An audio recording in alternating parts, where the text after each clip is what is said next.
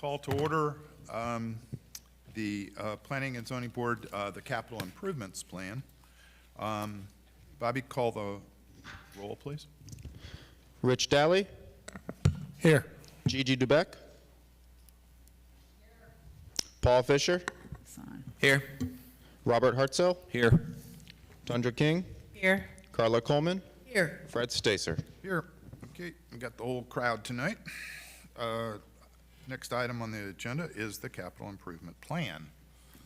And presentation, please. Good evening. I'm Karen Grant, Budget Analyst. I will be presenting the recommended 5-year capital improvement plan for fiscal years 2026 through 2030. The plan is updated annually to reflect the upcoming fiscal year 2026 and 4 projected years, fiscal year 2027 through fiscal year 2030. I would like to acknowledge the dedicated staff who have worked throughout the year to update this plan, the engineering and CIP team, Utilities Department, Public Works, Recreation, Air Park Operations, and the Budget Office. This chart outlines the capital improvement plan process from January through September. The process starts with the departments updating and submitting their proposed projects. The CIP team reviews cost estimates and the scope of work and prioritizes the proposed projects. In March, the Budget Office, in coordination with the Finance Department, evaluates funding availability. And in April, the City Manager reviews the proposals and recommends any necessary modifications. Following this, the plan is presented to the different advisory boards, as we are doing here this evening. Upon your review and approval of this plan, we will present it to the City Commission in July. This is per the City Code of Ordinances, section 155.2204, that states that the recommended plan is to be submitted to the City Commission 90 days before the beginning of the budget year. And finally, in September, this marks the official adoption of the 5-year capital improvement plan. I will now discuss the recommended funding for all projects listed in the 5-year capital improvement plan. If you have any technical questions this evening, we do have the staff from the various departments here this evening. They'll be able to answer any questions, technical questions that you may have after the presentation. I will start with the general fund. The general fund projects include streets and bridges, government facilities, public safety, public works, parks, and recreation. The total recommended cost for all general fund projects for fiscal year 2026 is $9.6 million and $64.8 million over the 5-year period. We did want to make the board aware that we made a couple changes since the CIP plan, the capital improvement plan, was presented to you.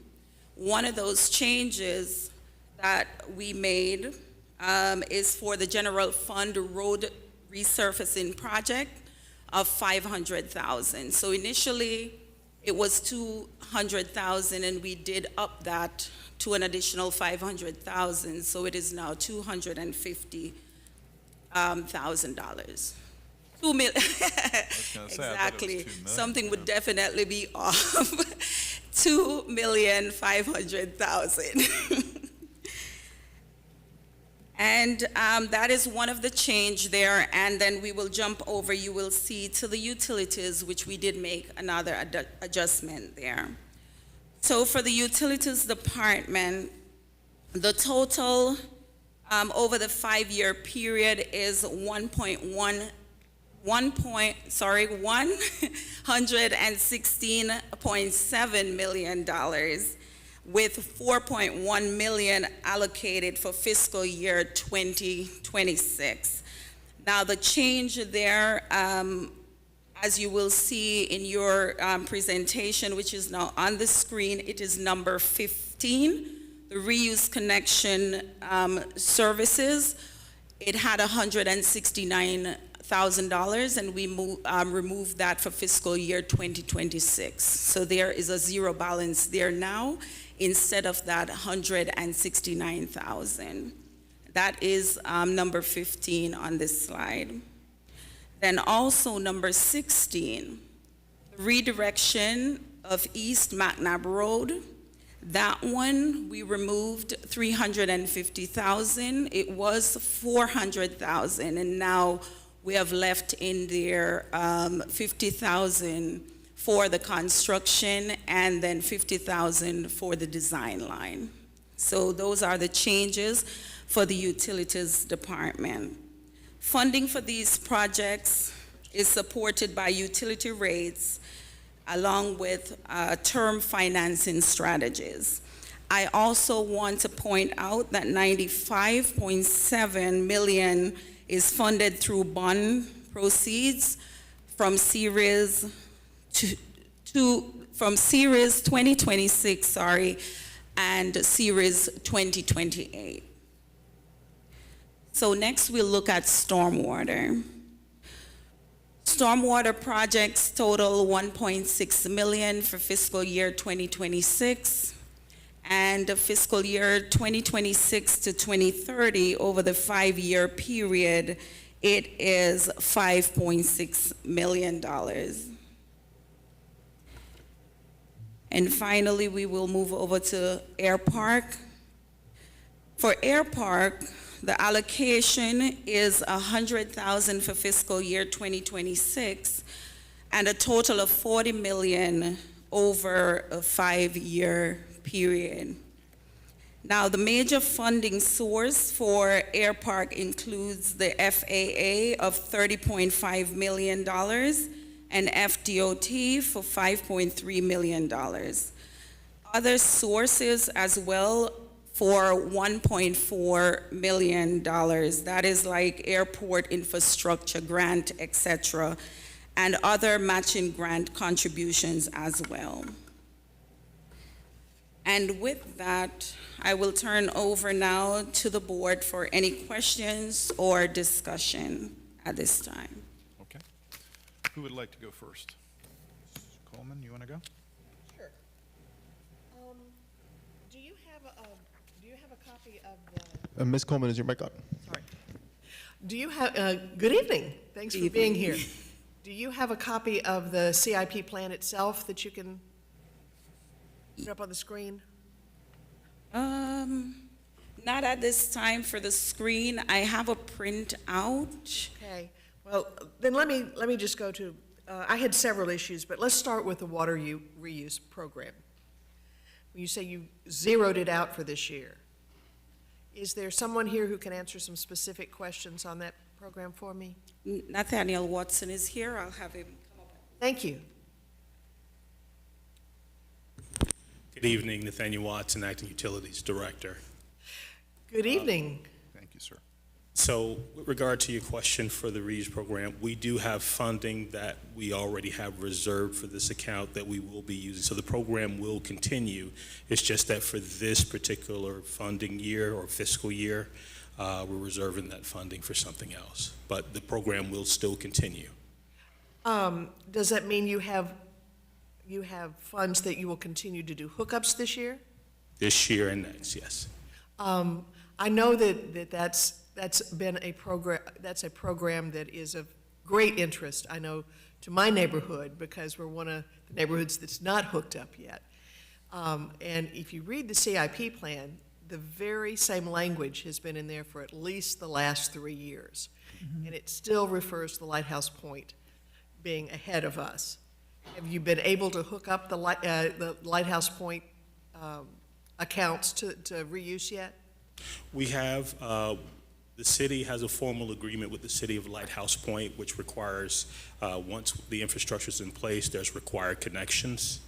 So we had about 5 phases in Lighthouse Point. We only have 1 phase that's remaining that we are required by contract to take care of. The purple pipes have been in the streets in Pompano for at least 4 years. Yes. And at least the, if not the guts, the place where the meter goes are in as well. Do you have any timeline, Mr. Watson, that you can tell us on when you think you're going to be able to do those hookups in Pompano? I get the impression that you're talking about a particular neighborhood or a particular. Hillsborough Harbor. Okay, so to give you an update on that particular area, the infrastructure is complete. We submitted it for review, or we had a cursory review with Broward County. There were some amendments that we needed to make with regard to the infrastructure concerning crossings with water lines. We've completed that. Right now, we're looking at doing some survey work to capture the changes that we have made. And once we complete that survey work, we then can submit back to Broward County and get it certified. So we're very close, very close. I know it's been ongoing in your neighborhood for a while. Unfortunately, 4 years. Unfortunately, due to planning and also due to COVID, because it was during that period as well too, we experienced some cost escalations and delay of materials that incurred as well too. But we're closer than we've ever been to getting you folks over there turned on. Trust me, quite a few of you I have a standing relationship with. I keep you informed on a regular basis.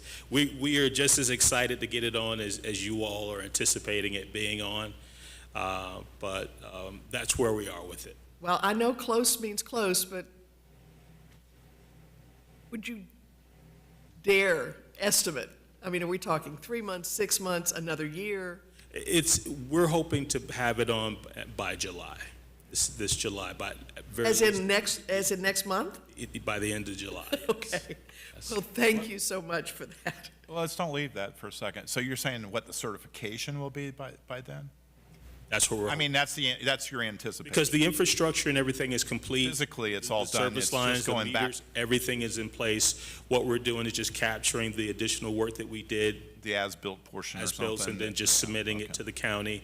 Once they give it their blessing and once they certify the project, then we're free to start the OASIS program, and we will do our outreach to all the customers in that area and then start our campaign to connecting everyone. Okay. I really appreciate that. Sure. Okay, that's all that I have on I think, your area of expertise, but I really appreciate it. There's one other thing, because I don't want to leave that. Okay. Wasn't there's out-year increases in reclaimed water, right? I mean, the years down the road, didn't we budget a lot more than we have in the past?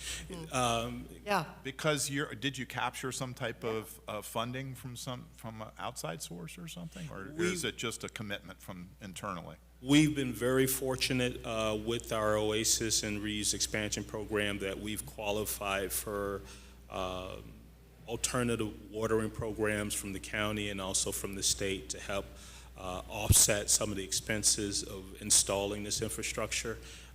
Anywhere from $75,000 to $500,000 worth of reimbursement for our program, and that's just the. You're saying on an annual basis, that's 75 to 100,000? Well, or you're saying in total? What I'm saying is that with regard to grants that we've qualified for. Oh, okay. I can't estimate how many. I could get that. How much we've. That's okay, but I had seen much more. It looks like you had put a lot more money into it, so I'm assuming we're thinking, oh, you know what, we're going to really start spreading this thing a lot faster, which I am very excited about. Well, to your point, we do have this in our revenue bonds where we're budgeting $15 million for a system expansion. Okay. So we are accounting for an expansion of the system. It's a part of our strategic plan with regard to offsetting our potable water use. The more reused water that we can get folks to use, that's less drinking water that's being utilized for irrigation purposes. So it's part and parcel to our overall program.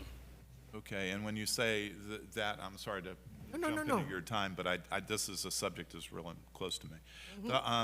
I saw at one time there was some potential design on Copens Road. Is that part of there was a potential facility, is that part of this long-term plan? Or So- is that something else that so- I'm not seeing? It is something else, but just to give Okay. you a brief overlay on that, in late 2025, everyone who has a wastewater outfall that leads out into the Atlantic Ocean, they're required by regulation to cap those. Okay. Or to stop usage of them, except in emergency purposes. Right. So as a result of that, the county is designing and installing a new reuse effluent line to the city's reuse plant. So that sounds like the design that you saw. I think so, yeah. It was that facility along the edge of the runway or something, and that was only a preliminary thing, but it was a down-the-road type of thing that had to be, or Well, actually, it's not down not that the far down the road? No, it's not that far Okay. down the road. It's more of an immediate thing. We've been working with our partners over in Broward County and some of the legislators up in Tallahassee, and we were hitting somewhat of a bottleneck, but that seemed to have cleared, and we're going full steam ahead to get that new line in, so that way the county can meet its obligation with regard to the outfall, Right. and they can still continue to supply the city with the reused water that we need to supply. It comes our out of the customers. their Copens plant and whatever. Yes, sir. Got it, okay. I'm sorry to walk over no, it, no, but no, I no. really wanted to stay on that subject once we got to it. We might as well get that, since he's there, all those subject at one Okay. time. Thank you. Sure. Is anybody else on that particular On that subject subject? before I give it back to okay, Mrs. Coleman, you still have the floor. Fire stations. Thank you, Mr. Watson. I don't have any more utility questions. Is there somebody? you. I just wanted to know where the fire station 63 was located. It didn't not have an address in the CIP plan. Yeah, I have it circled too.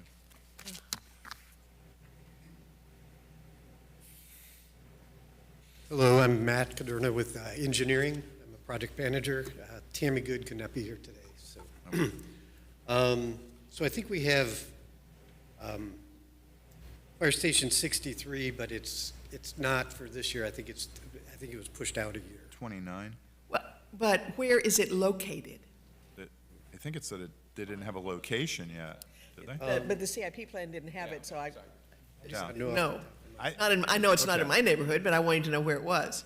Can I get back to you on that? Because I'm not sure, actually. Okay, Okay, and it talked about doing another fire station in the five-year plan, but a location was not chosen for it yet. Is there a region that is chosen for it? I don't think so. I know there's discussions about where that's going to go. I know the city manager mentioned it the other day at the meeting, but there was not a location yet either, so. Okay, so there's not even a part of the city that you're talking about putting it in yet? I think it's going in the west part, based on what I've Okay. heard. Only, and I don't know which district, but I think because those fire stations are getting enormous volume relative to the ones on the east side, so I'm pretty sure Okay. it's going on the west. Okay. I did not talk to Mr. McGinnis, but Okay. I'm pretty sure it's going. Sir, since you're at the podium, I'll switch over and ask, are you the sidewalk guy too? Yeah, we're doing some sidewalk, yes. Okay. A little more than a year ago, the Multimodal Transportation Committee, through the EDC, had sent a memo and a request, which I know was forwarded through our city engineer to the CIP office, for sidewalks around the Tri-Rail station. Because there's a great need for them there. And Tri-Rail has asked us for them. We haven't put them in any sort of plan.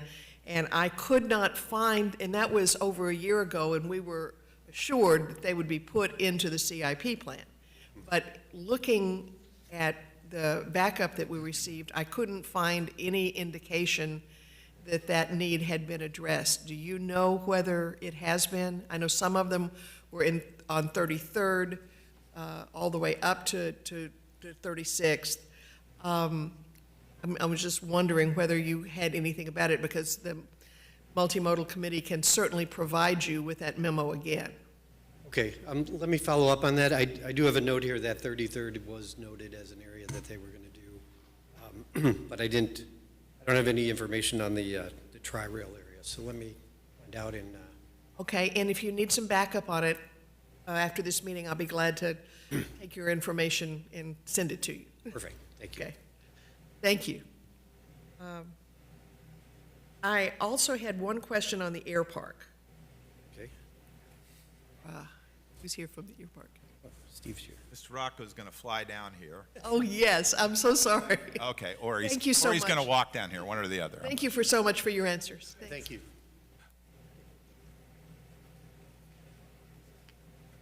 Steve Rocco, Airport Manager. How are you? Oh, how are you this evening, Mr. Good, Walker? thank you. I know that we heard that a lot of the funds coming in for the air park are federal and state dollars.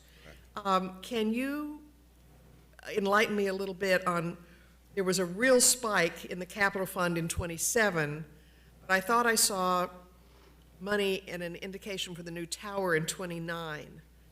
When are you doing the tower? So currently, we've just finished a tower siting study.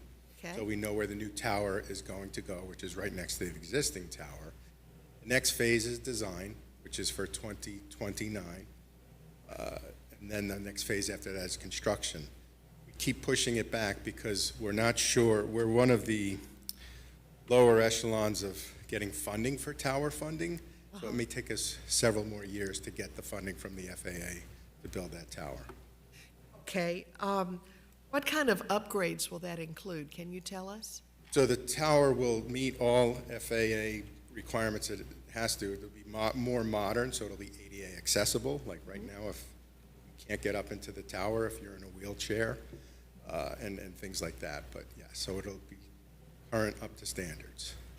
Will it have anything to do with being able to operate different hours or take different kind of planes or anything along those lines? Or is it basically just bringing us up to where we need to be? So it'll continuation of what we currently have. We're a level 1 VFR tower. Won't be anything higher than that in the future. We don't plan for any capacity increases to the airport, so we will just continue handling what we're handling. As far as tower hours, our tower hours are from 7 a.m. to 9 p.m. daily. If we wanted additional tower hours, that would be a request that we would have to make to the FAA to see if they would fund that. Thank you. You're welcome. I have no more. Okay. Who would like? Sandra, go I had a question. As it relates to the restrooms and the concession stands, you know where they're going to be, the upgrades for the restrooms and the concession stand? Is that McNair Park? That's not. Thank you, Mr. Rocco. Engineering.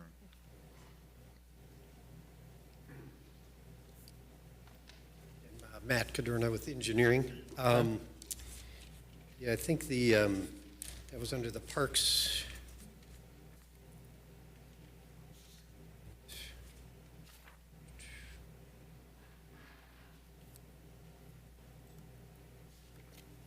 Is that, I know we have some work going on at McNair now. The concession stand, I think they're doing that now, so. Right, I didn't know if that was for something new or would they be completing what's going on at McNair now? Yeah, they were actually out there today doing the kitchen equipment in. I'm sorry, I didn't hear your last. They were out there today putting the kitchen equipment in, I think. Okay. But I'm not sure about the restrooms. I apologize, I'm going to have to. I think there was a concern about AC being in some of the restrooms out there. Okay. I don't know if that's on this current project or if it's already been done, but I know that was some of the concerns from the parents.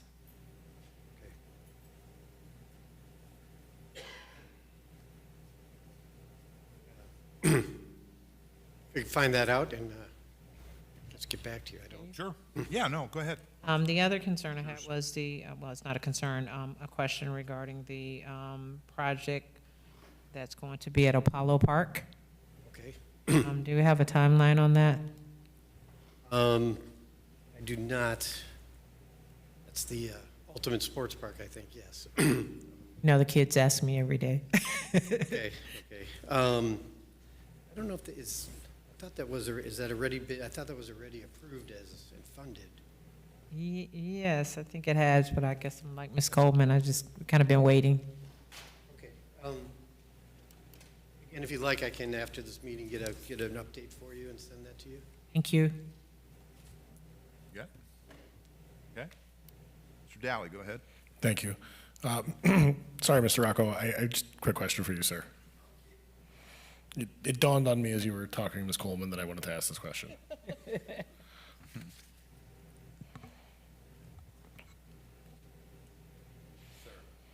As we were talking about the air control tower, the traffic control tower, our wiring in terms of the technological piece, what was going on in Newark Airport and across the country, there's been issues with wiring. Is ours up to code, or are we waiting for the new tower to be built to update? Are they updated? Can you give me a little bit of background behind that? So currently, our tower, all of our radios, all the frequencies, all emanate from the tower in the tower.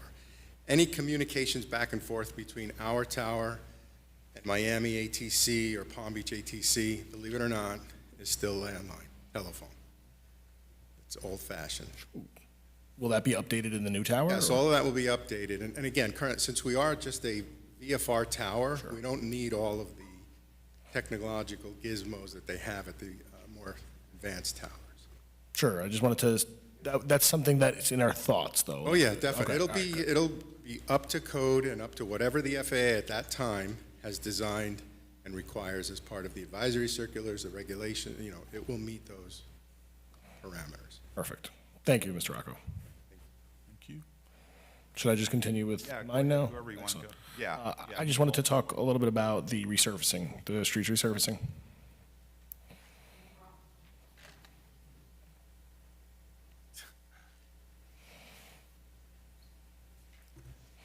Hey, good evening. Afternoon, Rob McCon, Public Works Director. Hey, Rob. Like my colleagues on the dais here tonight, we talked a little bit about timelines, and I know that there are a lot of streets in need of repair in this city. I'm thankful that we added additional funds this year to the CIP for future improvements. Do we have a timeline on when some of those will be kickstarted? And where do you anticipate starting? Right. So it seems to be hard to find sometimes, but on our city website is the city's 5-year paving plan. And that's where we go to as far as the timeline and the priority of when we pave streets. I will say there's a lot of our streets in the city that are in the same poor condition. And specifically, I mean poor as in they look poor. 15 years or so ago, Pompano Beach, several of the other cities in South Florida, used a pavement technique called microsurfacing. So to give you an analogy, if you have a table and you put a thin veneer on top of it, that's kind of what it was as opposed to a regular asphalt overlay.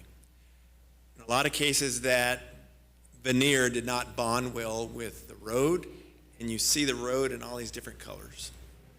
Looks bad, that's the bottom line. You're trying to sell your house, the street looks awful. Structurally, the streets are in pretty good shape. They're starting to have potholes in there, and we know that. So the bottom line is, based on $1 million a year that we've been getting the past few years, each of those years, $1 million, and we're trying to look at neighborhoods. We want to get in, get the whole neighborhood done, and get out instead of piecemealing streets. But that's the priority, and in there it's laid out by fiscal year, and that was based on $1 million a year. So if we're stepping up to $2.5 million, our plan now goes through FY28. So that would take us $3 million to buy out our paving plan through FY28. So if we get the $2.5 million, you look on that map, and it's broken down by fiscal year, we'll get through all of what's on there, and it's color-coded, except for the last fiscal year, we would not be able to get to all of that. However, the good news is, this last night at the City Commission approving an amendment to the Broward County surtax ILA that we have, and it authorized some maintenance and repair money that can be used for paving. How much of those funds can be allocated towards that is unknown. Maybe we could push that up a little more. So maybe a long answer to your question. It's based on that 5-year paving plan, which is on the city's website. Thank you. Sir, Go ahead. since you're there, let me just ask, that includes striping the streets as well?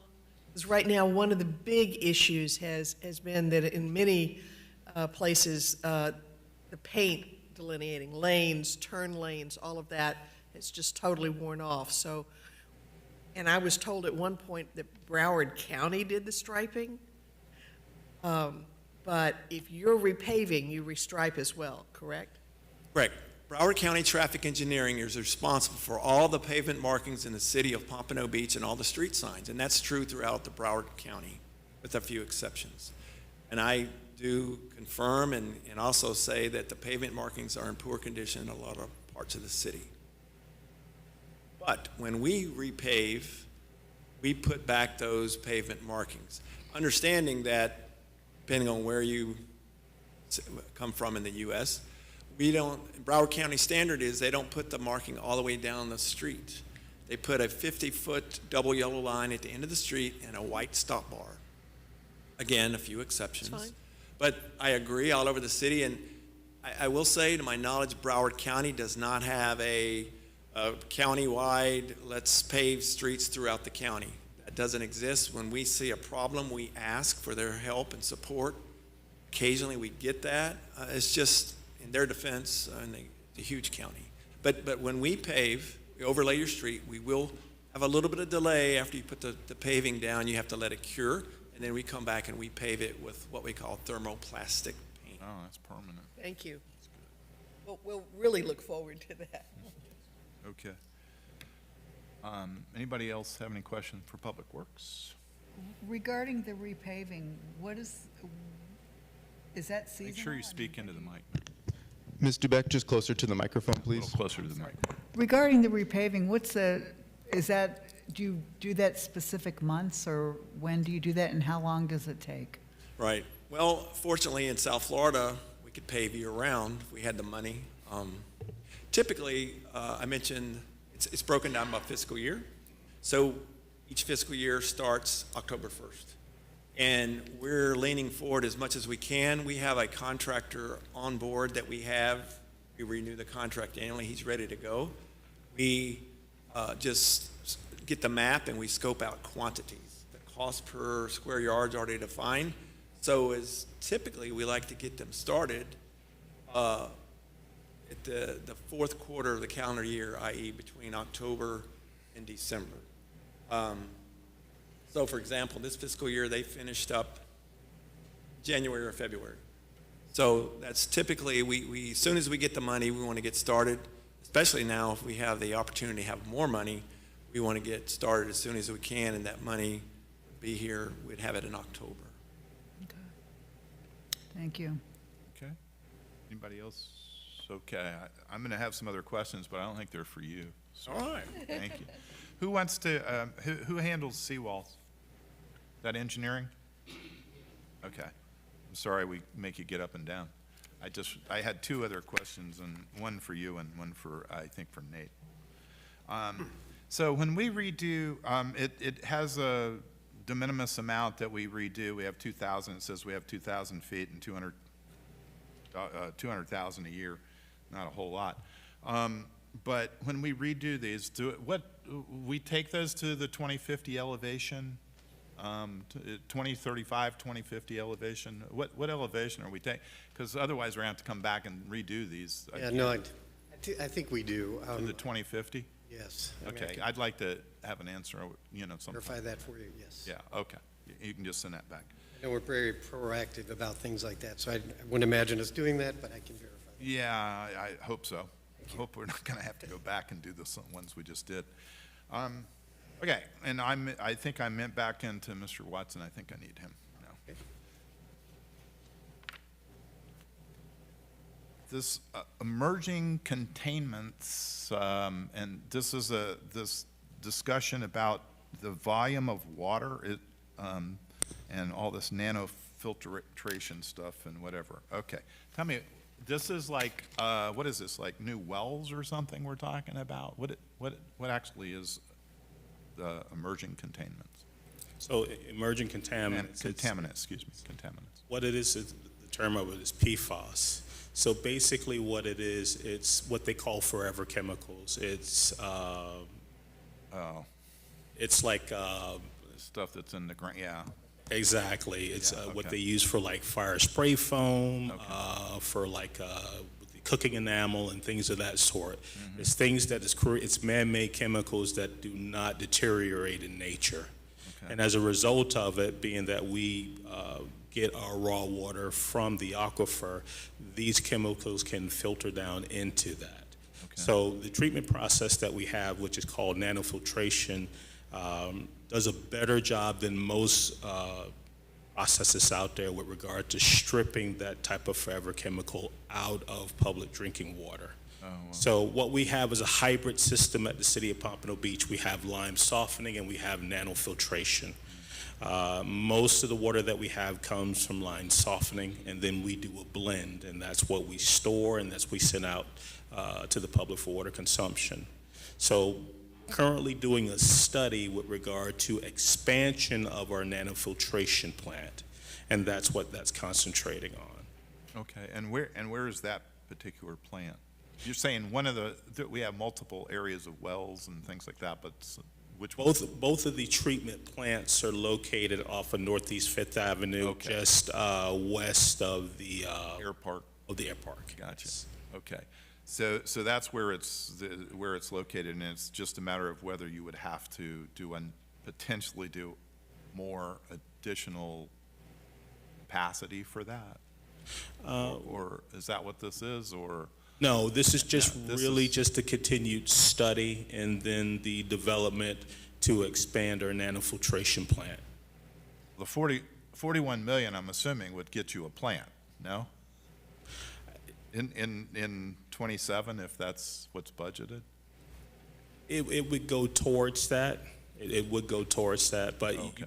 there's the study and then there's the construction of it. Okay. Okay. All right, great, thank you. Enough about water. Anybody else have any other items they want to discuss? No? Okay. And if not, then,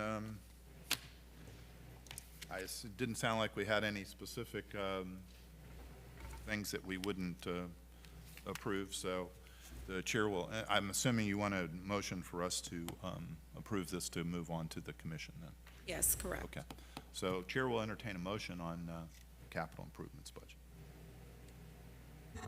Make a motion that we approve the presented capital improvement program for the next 5 years. Okay. Second. We have a motion and a second. Any questions on the motion? Seeing none, Bobby, you want to call the roll on? Tundra King, Yes. Rich Daly, Yes. Gigi Dubeck, Yes. Paul Fisher, Yes. Robert Hartzell, Yes. Carla Coleman, Yes, Fred Stacer. Yes. Okay, thank you very much for your time. thank you all. Thank you for the hard work, everyone. Is there any board discussion at this point on this item? No. Seeing none, then the chair will entertain it. Actually, I'll just adjourn. I don't have to bring that out for this. I'll just do it myself. Okay, we're going to adjourn, and we will start at about 6 o'clock on the main P and Z schedule.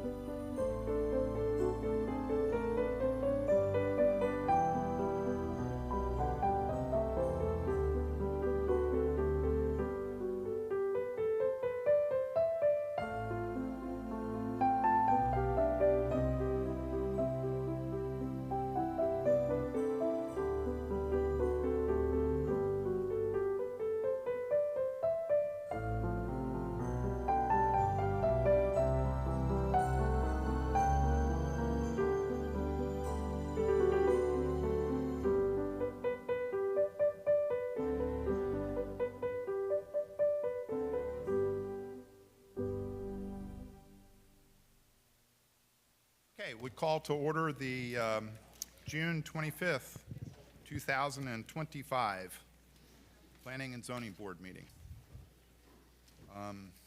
Bobby, call the roll, please.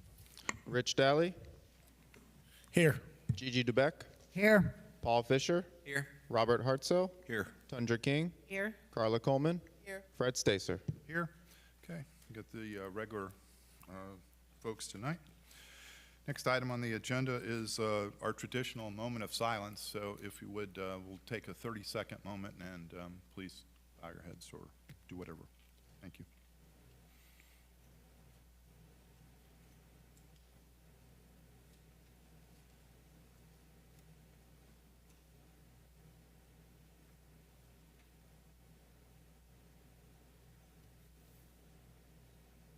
Okay, thank you very much. Next item on the agenda is approval of the minutes of the May 28th meeting. Chair will entertain a motion. So moved. We have a motion. Do we have a second? We have a motion and a second. Any questions, any comments, any corrections? Anybody? If not, Bobby, call the roll. Rich Daly, Yes. Tundra King, Yes. Gigi DeBeck, Yes. Paul Fisher, Yes. Robert Hartzell, Yes. Carla Coleman, Yes. Fred Stacer. Yes. Next item on the agenda is individuals who will be testifying tonight need to be sworn in. Just to let you know, on items in a minute, we're going to move items 3 through 5 up, and they're going to be, we will make an action at this point to, pending Mr. Chair, litigation.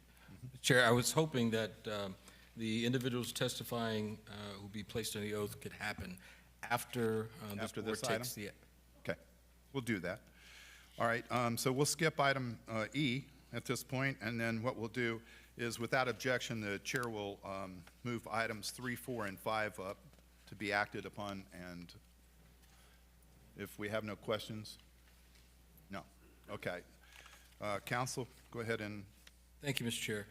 As many are aware, in November of 2024, Palmyra Country Club Condo Association Number 8, along with 2 individuals, filed a class action against the city and various golf course owners and developers within Palmyra, seeking a declaratory and injunctive relief, which challenged the city's allocation of flex units and other city actions allegedly in violation of the 1985 Master Settlement Agreement and other restrictive covenants governing development within Palmyra.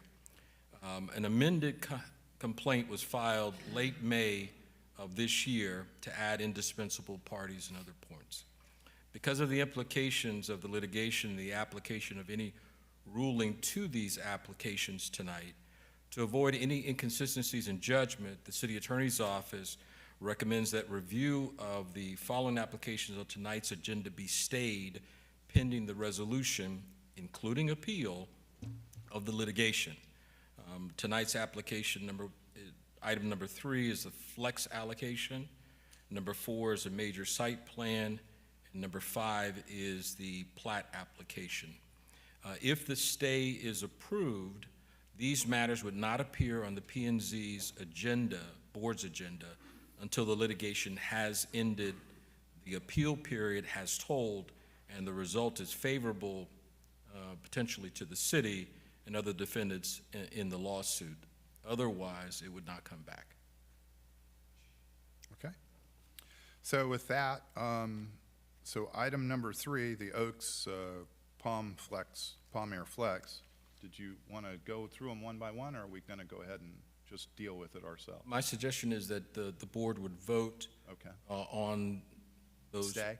on each item separately, Okay.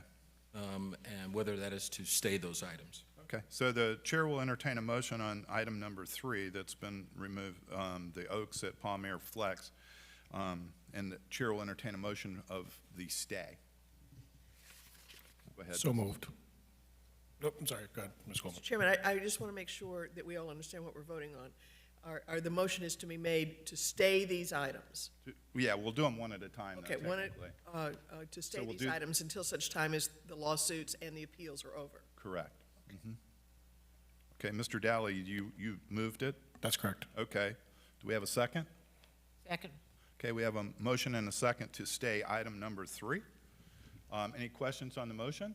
Just for clarification, what this really does is it removes it from the agenda this evening, correct? It removes it from the agenda until such time that the litigation is Thank you.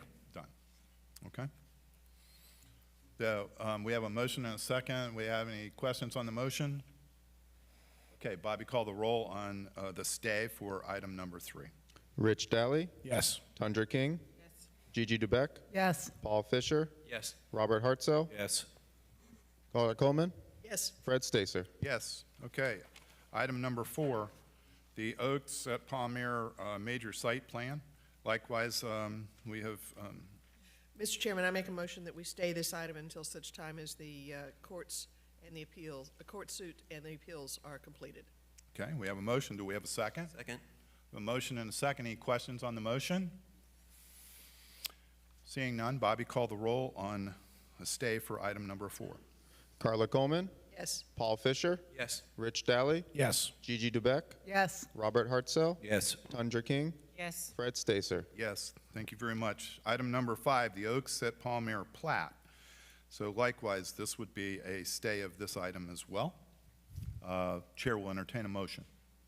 Mr. Chair, I make a motion that we stay item number L9-500 to further notice pending lawsuit. Okay, we have a motion. Do we have a second? Second. We have a motion and a second. Any questions on the motion?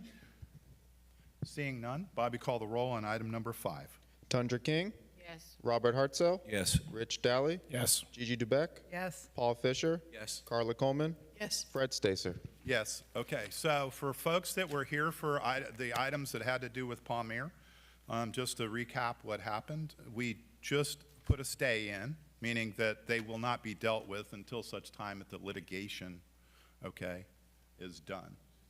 I'll let Mr. No, Counsel. you, you did fine, Mr. Chair. I just wanted to also make sure that it's understood that should the item come back, there will be proper notice at that time. Okay, all right. I'm sorry? Yeah. So so we really don't have discussion, right? No, sir. Okay. All right, so if that's what you guys, whoever was here for that particular item, those items will not be dealt with until the indefinite future at this point. So, no, sir, we won't. We won't have any discussion on it. Okay? All right.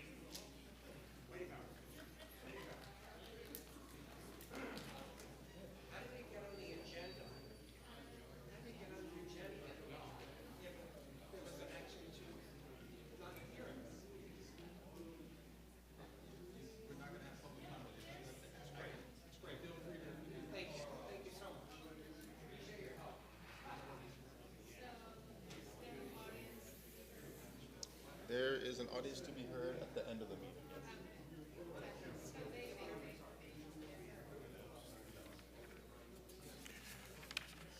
Dun, dun, dun, dun.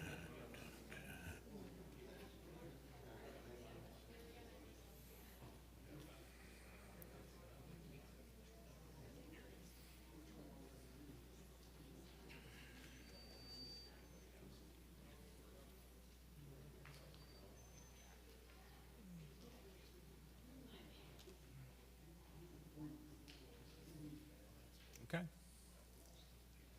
All right, next item on our agenda is item number 1. Mr. Chair, Oh, I'm sorry, we didn't swear anybody in, did we? Okay. All right, let's back up to E. So individuals who are still here who'd like to testify tonight, you need to stand up at this time. The secretary will swear you in, please. please stand and raise your right hand. Do you swear or affirm that the evidence you're about to give will be the truth, the whole truth, and nothing but the truth? Thank you. Thank you very much. Okay. Next item on the agenda is item number 1, easement abandonment at 1 North Andrews Avenue. It's P&Z 25-27501. Mrs. Barshevsky, you're presenting tonight. Thank you. Good evening, Chair. Board members, for the record, my name is Maggie Barshevsky. So this is the cross-access easement abandonment request for 1 North Andrews Avenue. The request is to abandon a 30-foot wide cross-access easement, which is located on the west side, excuse me, of Wawa site, approximately 340 feet west of the northwestern corner of Atlantic Boulevard and Andrews Avenue. The easement was created to facilitate future cross-access once the adjacent parcel to the west was developed. The applicant is concerned, however, with the enabling of industrial trucks traversing through a busy commercial gas station area. And actually, the cross-access easement that permits vehicles from the adjacent property to go through the Atlantic, to Atlantic through Wawa's west access will no longer be necessary, since the industrial development to the west will be constructing a shared access way. Wawa's access will thereby be shifted approximately 40 feet to the west. I can show you something on that. So you'll be able to see on this site plan that was approved for the adjacent property to the west, where there is now a shared access where Wawa would be using it, as well as the property, industrial property behind it. As the staff report shows, there is one service provider letter necessary to be submitted from FDOT in order for the request to be considered at the City Commission. So a condition for this is recommended. The review standards for an abandonment are: 1, the easement is not now or in the foreseeable future of any benefit to the city or its inhabitants. And number 2, the abandonment is consistent with the comprehensive plan. Staff has determined that the above review standards have been met. Staff provides the following alternative motions for the board's review. Motion 1, recommend approval to the City Commission as the board finds that the easement abandonment meets the required standards with the following condition. 1, prior to the City Commission, the applicant must submit a letter of no objection from FDOT. And alternative 2 would be table the abandonment request to allow time for the applicant to address any questions that you may have. Staff recommends alternative motion number 1, and that concludes my presentation. If you have any questions, I can try to answer, or the applicant is here as well. Okay. Thank you very much. Any questions of the staff before we ask for the applicant? Seeing none. Does the applicant want to make a presentation, or are you fine with this? You're good? Just for questions? Okay. Does anybody in the audience want to speak on this item? Okay. Seeing none, we'll close the public hearing portion.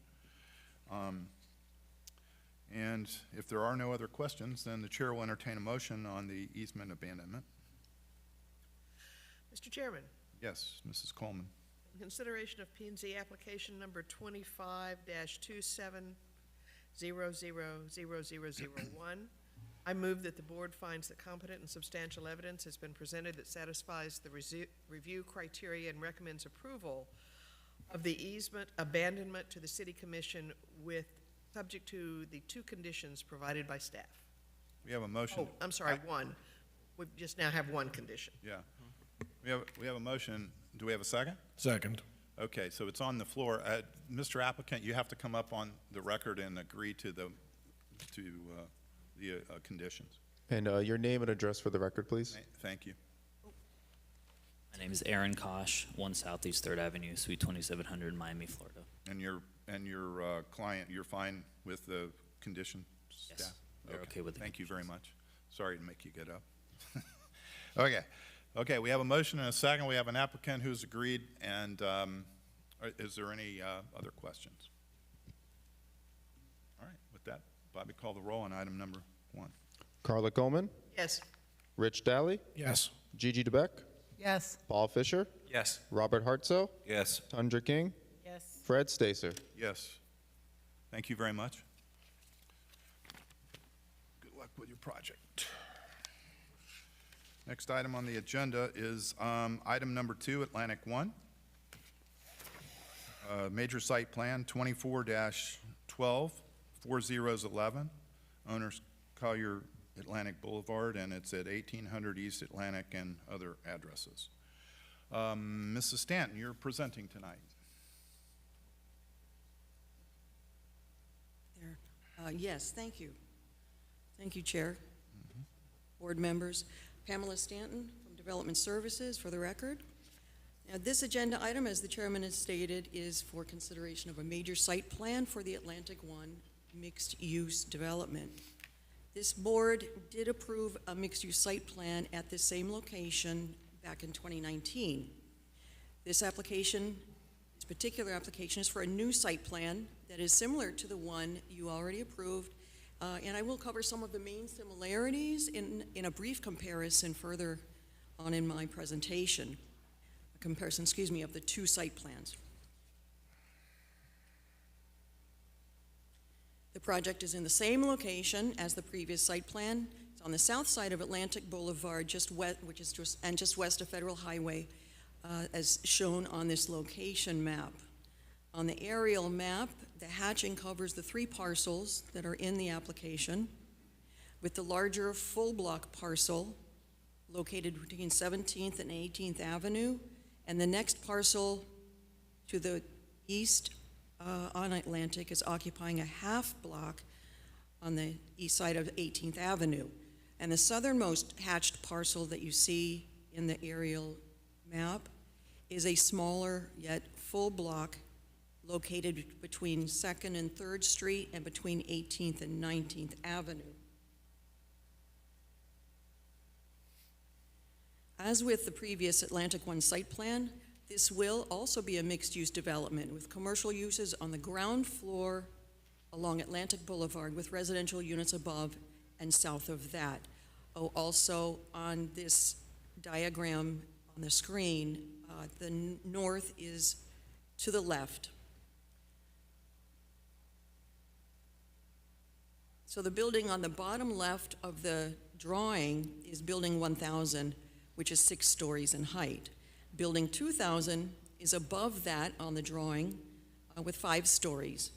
Then Building 3000 is just to the right of Building 2000, also with 5 stories. Building 4000 is on the smaller block towards the top right of the drawing,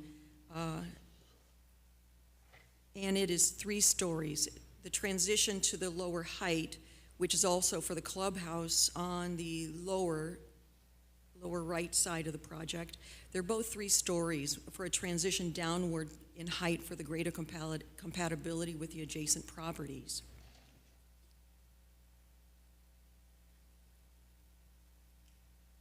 I am not done with this slide. So the applicant is utilizing a density bonus by providing 4,800 square feet of public open space for an additional 60 units located in the center sub-area of the East Overlay District.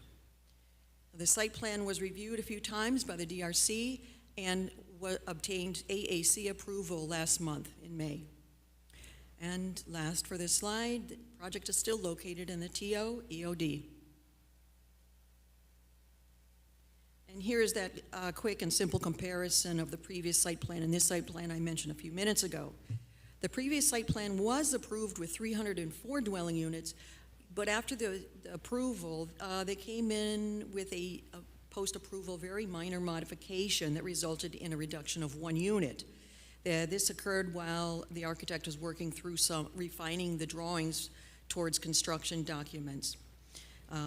Also, you can see on this slide that the lot coverage comparison is within a few percentage points with 59% and 63%, and the open space remains compliant with code requirements. The number of parking spaces on this new site plan has increased by 14. So with that, should the board find the application has provided competent substantial evidence to satisfy the review standards for major site plan approval, the Development Services Department recommends including the following conditions.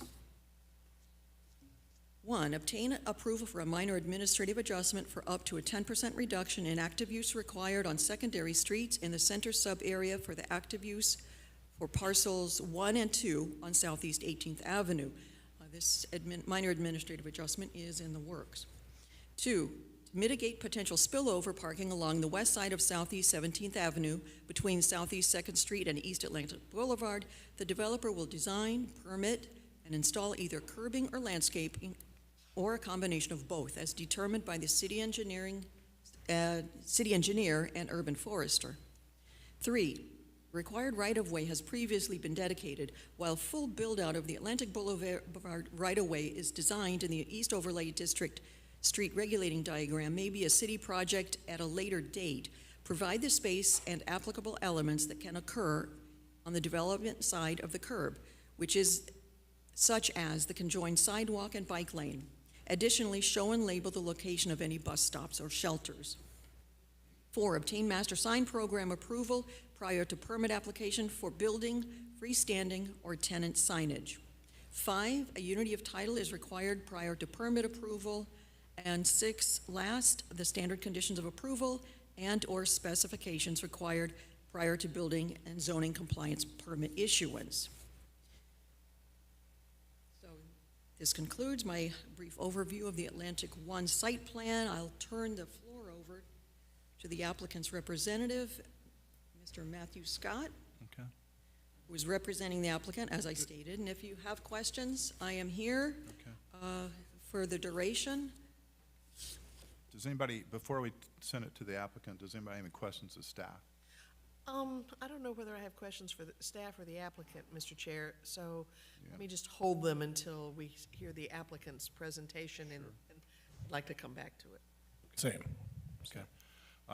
Before I forget, I have had communication with the applicant's attorney, and nothing that was said during the course of that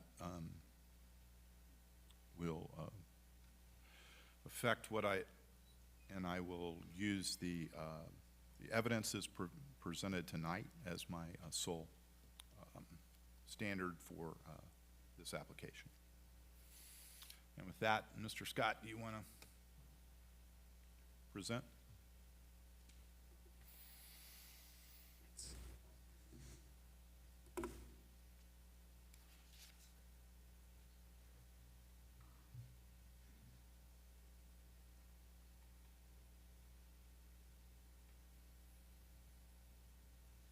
Yes, good evening, Chair, members of the board. My name is Matthew Scott. I'm an attorney at the law firm of Greenspoon Martyr with an address of 200 East Broward Boulevard in Fort Lauderdale.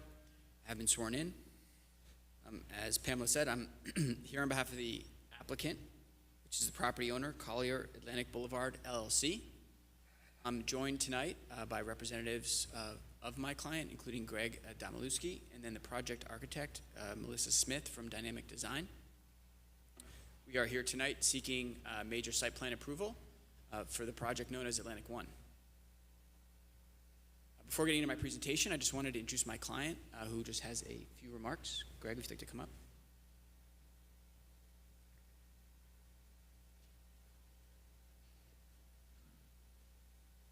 Good evening, everybody. Just before I get started on a little brief history of the Collier. I'm sorry, name and address for the record. Sorry. My name is Gregory Domalewski. I'm the Vice President of Development at the Collier Companies, address 220 North Main Street, Gainesville, Florida. Thank you. Go ahead, sir. All right, just before I begin and give a little history on the Collier Companies and what we are and what we believe in, I just want to say the professionals at the city of Pompano here have been very fantastic to work with. They're very smart, they're professional, they enforce your code very well. So it's been a pleasure working with everybody so far, and happy to work with them in the future as well. So thank you. So the Collier Company was founded in 1972 when Nathan Collier bought his first duplex in Gainesville, Florida. And since then, he's grown the portfolio over time. And as of 2020, with about 10,000 apartments in the portfolio, we had a new initiative at the company it's called the 2X Initiative, which is to grow the company from 10,000 apartments to 20,000 apartments in a decade. That started in 2020. And while we've been owning and managing that portfolio going up to 20,000, we built a construction and development team to help assist with that goal of going from the 10,000 to 20,000. We're well on our way there with about 14,000 apartments currently under our portfolio. And we have about 2,000 apartments currently in the acquisition, development, and construction pipeline at our company. Team built, for the construction development team has decades of experience in both design and construction. And as a result, just before we were ready to start construction on the original Atlantic One design, the team basically sat down all together, looked at the project, and realized it really was not a viable project in its current form. So what we did is we scrapped that entire design, went back to the drawing board. We took things that we liked from that project, and we fixed things that didn't work for that development in the community. So with that, we got a new development team, new designers on the team, and they put together a fantastic project. And as you'll see, it meets all the form-based code. And then there's one minor administrative modification that was needed for that. But I think you'll see in this presentation, it met a lot of the goals of blending with the community a little better than the original one did. It eliminated the structured parking garage while still providing more parking on the site, which our team will talk about and get into more details shortly. But I'm happy to present this project to the board, and I'm really excited to see where it goes. So thank you for your guys' time this evening. Okay, thank you, sir.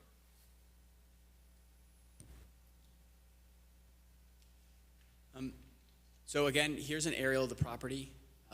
It is 3 parcels, approximately 5 acres.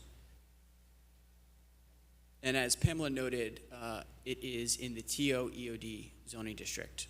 Just for some history, we did pursue a site plan with a prior owner of the property back in 2019. I believe that was the first or maybe the second in the TO-EOD. And so that was very much a learning exercise for me and the developers when we worked on that, because it's a form-based code that has lots of different requirements. And we were working through what was at that time a brand new code. Just as an example of some of the things that make designing this project challenging and quirky, are that it actually sits in 2 different sub-zoning districts.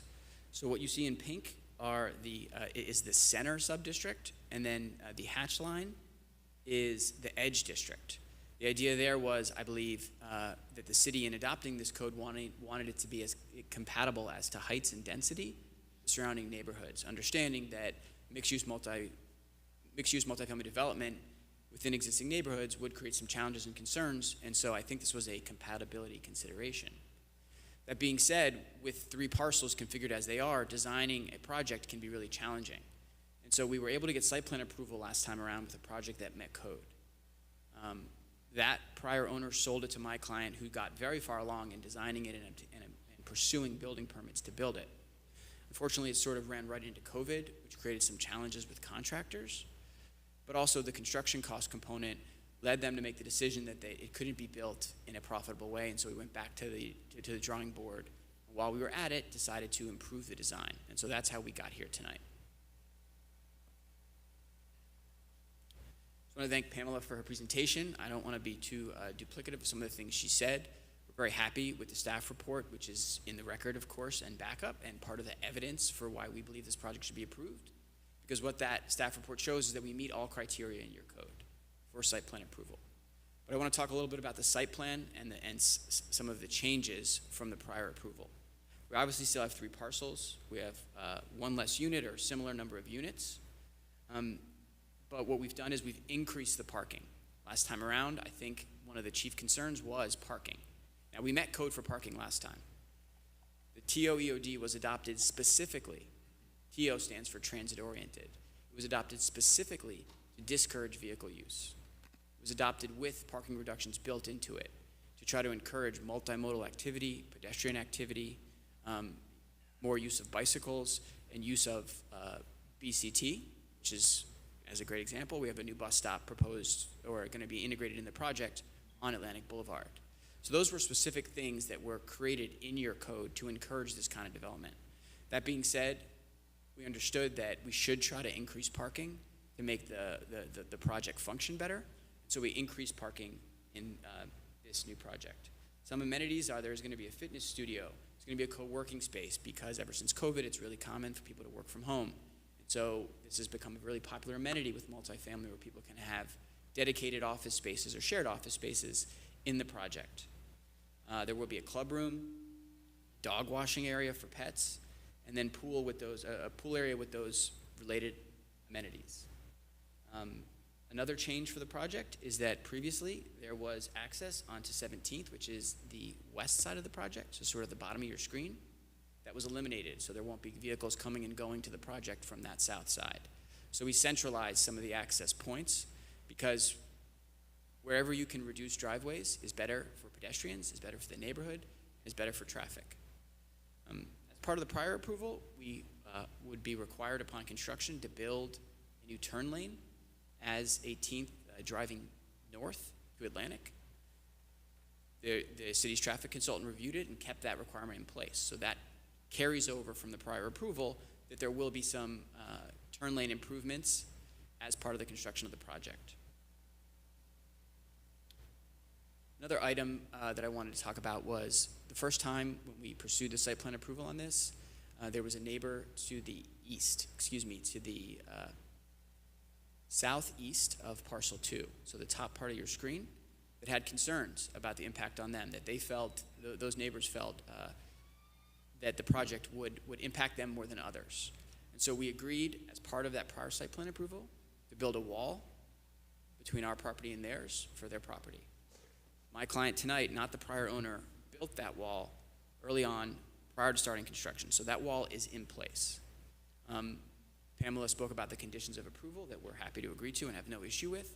One of those is a carryover from last time.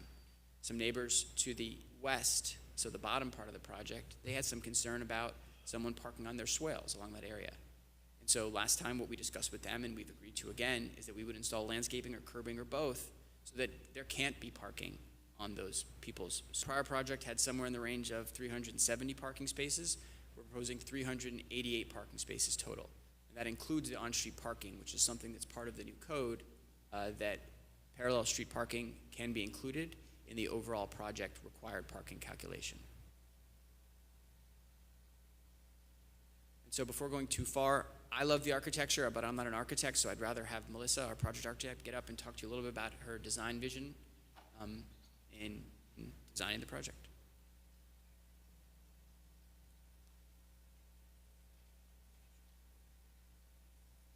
Hi, I'm Melissa Smith. I'm with Dynamic Design, architecture company that designed the project.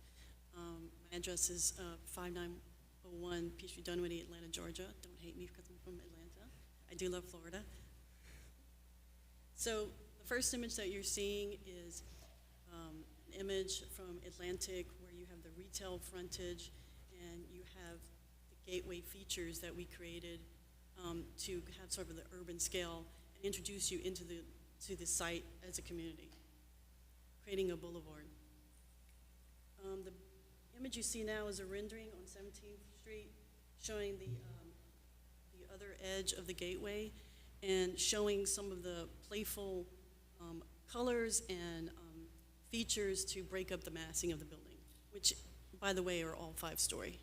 That was a misprint. On the first parcel, you see the retail left of the page and the residential lobby, which is featured with a plaza and glass and greenery to invite pedestrian access and interaction. Along 18th Street is unit entries and amenity spaces, like the co-work that he mentioned and the dog wash, which also creates an active space. To the right of the page is the clubhouse that links to the other buildings and the parcels and to this building, and residential behind there, and a pool and pool deck. The upper levels, there's an elevated courtyard, which sort of creates an interaction between the two buildings on this site. And on the 3rd floor, there is a roof deck over the clubhouse. This is a front elevation of building 1000, and it shows you that the heights are within the limits, and it shows you those defining edge features.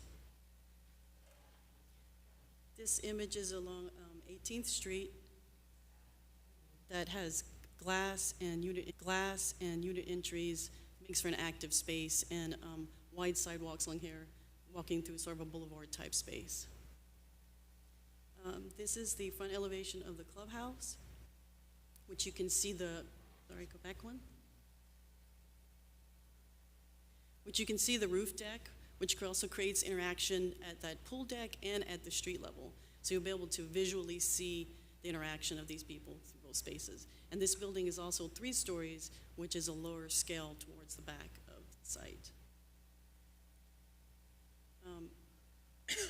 This is the residential elevation behind the clubhouse, also 3 stories, and entries from the units on the first level. This is a rendering of the clubhouse, and you can see very active space, 2-story space at the corner there. This is the back residence that we just looked on the elevation, which is also 3-story. And then this is a view, you can see that roof deck and the pool area. On parcel 2, you have the retail at the front and the unit entries and the amenity spaces, also activating the other side of 18th Avenue. This is a rendering of that building showing that corridor again down. So all the 5 stories up at the front, creating kind of an urban space and getting lower towards the residential areas at the back through 3 stories. Here you can see the edge of the clubhouse and the edge of the building 3000. This is an elevation of that 2000. And here is at 18th Avenue. That's on the opposite side of the first building that we saw, sort of mimicking each other, creating connectivity between all those amenity spaces and unit entries. Here is 3000, that is flanking onto the right side of the site. Parcel 3 is a 3-story residential, and you'll see behind there is the public green space that we spoke about earlier. And then the elevated courtyard, which sort of overlooks and connects to that public green space. And then the rendering showing that 3-story space, this closer to the residential area.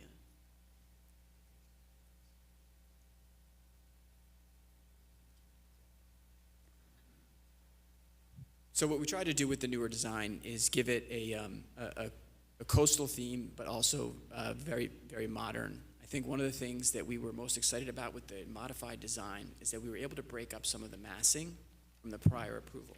Prior approval had a much stronger massing feel on 18th, and we decided to break that up with some more open spaces. The thing that we did with this design is between when we got site plan approval and now, there was a massive live oak tree on the front parcel of the overall project. And it was also the famous McNabb House. So we agreed and helped facilitate the relocation of the McNabb House from this property to McNabb Park. So that got moved already. But it was also really important to your staff, or your urban forester, that we try to keep that tree. So prior to any construction, we actually did the root pruning that's required and moved that tree to the parcel 3. So if you're looking at the screen, the live oak has been relocated to this corner right here, if you can see my cursor.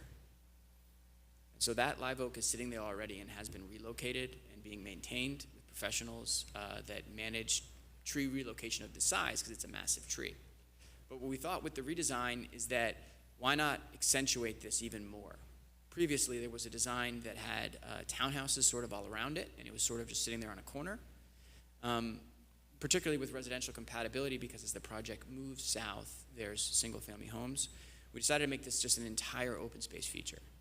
So reduce some of the impact of the residences from the back part and make this just an open space feature, open to the public, sort of like a little pocket park, to give you an idea.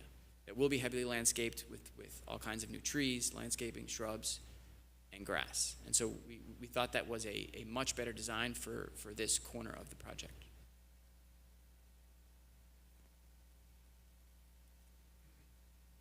Here's just the digital materials board. This is something that we presented to the AEC. As Pamela said, was unanimously approved at the Architectural Appearance Committee, but obviously a lot of materials that work for South Florida, but provide a different color palette, but also has that sort of coastal theme, right, with a lot of blues and lighter colors. Now, what I have on the screen now is our overall landscaping plan. I'm going to talk a little bit about some of the notes we had for that. So the project is proposing over 335 trees total. It's a variety of trees and palms. Trees like live oaks, green buttonwoods, gumbo limbo, wild tamarind, and bald cypress. As part of the new code, this being a form-based code, it actually gets down to the types of trees that should be installed on sidewalks for certain types of streets. And so in compliance with code, we're planting golden shower flowering trees along Southeast 18th Avenue, so on either side with the sidewalks. And then the purple trumpet tree will be planted along Southeast 2nd Street, which is sort of the east-west spine of the project. So there's just a very large number of trees, and we are installing them in the sidewalks with the special materials that the city calls for, which is sort of an urban design that the trees have planters in them to protect the roots from the sidewalks. While we have the landscaping plan, I want to talk a little bit about drainage. What we heard 5 years ago from some neighbors is that they were concerned about drainage because the site slopes from Atlantic Boulevard down to the south. So much of the drainage that was approved last time is being reinstituted here. As an example, we have deep drainage wells being installed in the project, and the biggest improvement overall is that right now, the site is able to drain off-site, meaning if it gets flooded, there's nothing to stop it from draining off of the property lines. As part of the project, with all the drainage features that we're installing, another example of a feature would be pervious pavement in some of the parking spaces, about 25%. The actual drainage off-site will be drastically reduced from what it is now. So the only way for us to get permits, which we had before in the prior project, is for us to improve the drainage situation, which in consultation with the civil engineer, proposed plans are doing. And so as we know, there are criteria to get a site plan approved in the city of Pompano Beach. I have them on the screen, and I'm happy to talk through each of them, but the green checks are provided next to each to show that our application, our project justification, the city staff report all evidence that we comply with every single criteria in your code. We're really careful before getting here. That's why it took us over a year and a half and multiple resubmittals to DRC, that we ensure that the site, that the project complies with all requirements of code. And so with that being said, we'd be happy to answer any questions, but we would respectfully request approval of the site plan application. Thank you. Okay. Questions of the applicant? Go ahead, Mrs. Coleman. Good evening. Who is going to do the upkeep of the park? The upkeep of the park is an obligation of the property owner.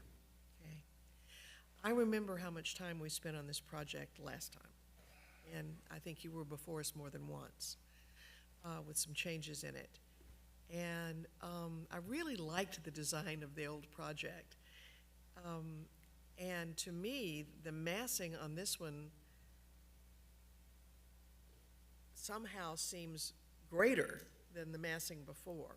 I suppose it's the wings on the entryway on Atlantic make the buildings look larger than I think that they did before with the old design. But you've been through AAC already.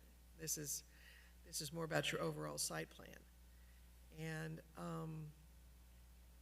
I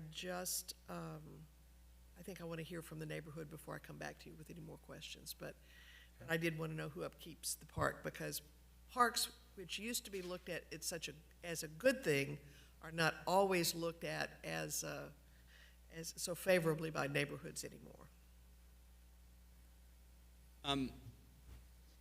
Yes, and so I think the reason why I said that we felt that the massing was reduced is primarily on 18th.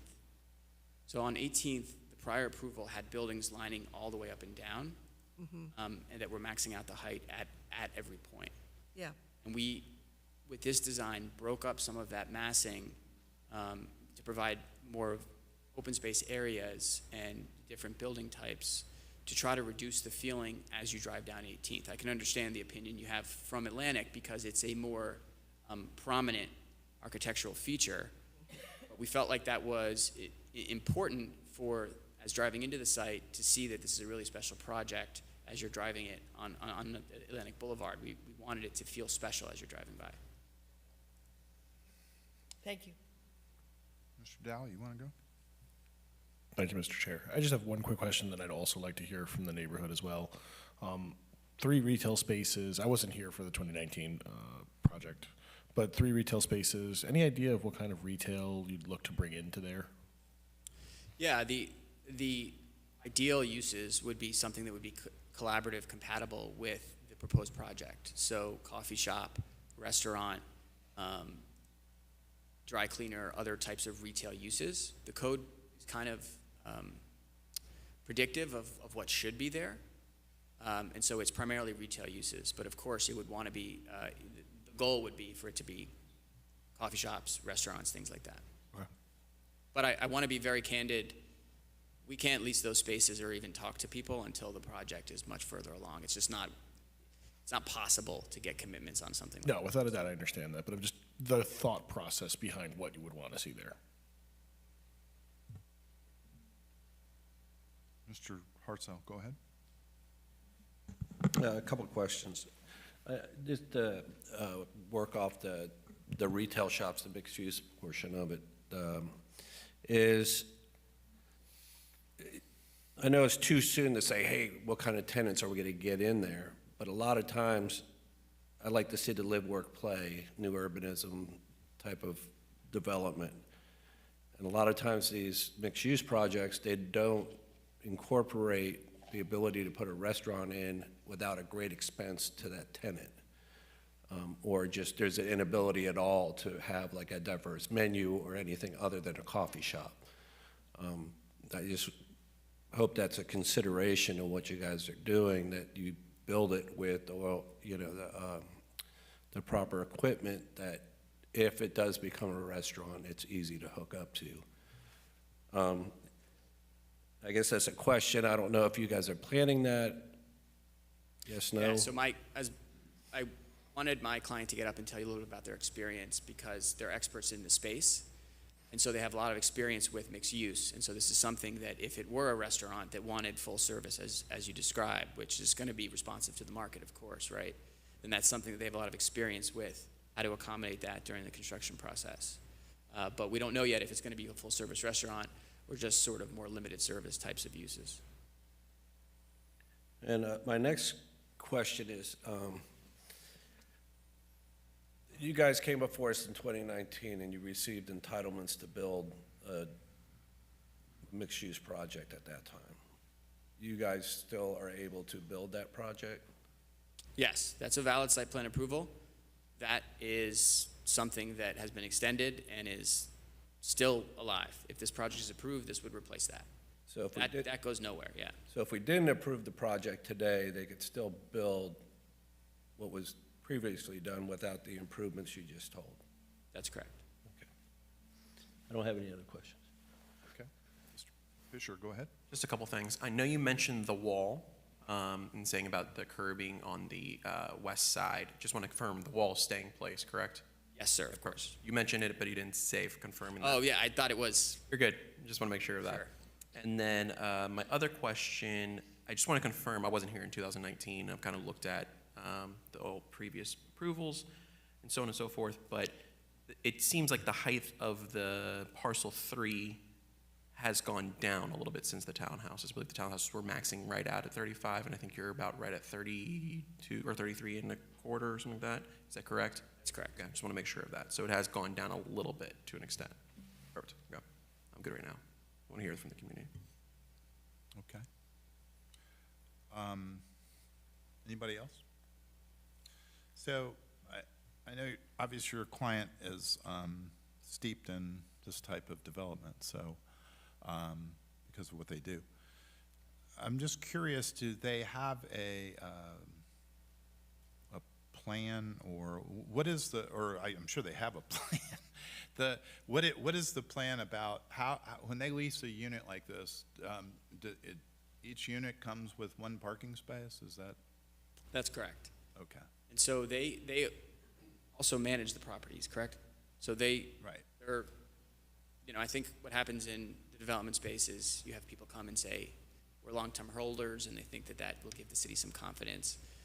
And in reality, that's not always the case. What's unique about Collier is that they are genuinely long-term holders, meaning they don't sell anything. And so they also manage the property.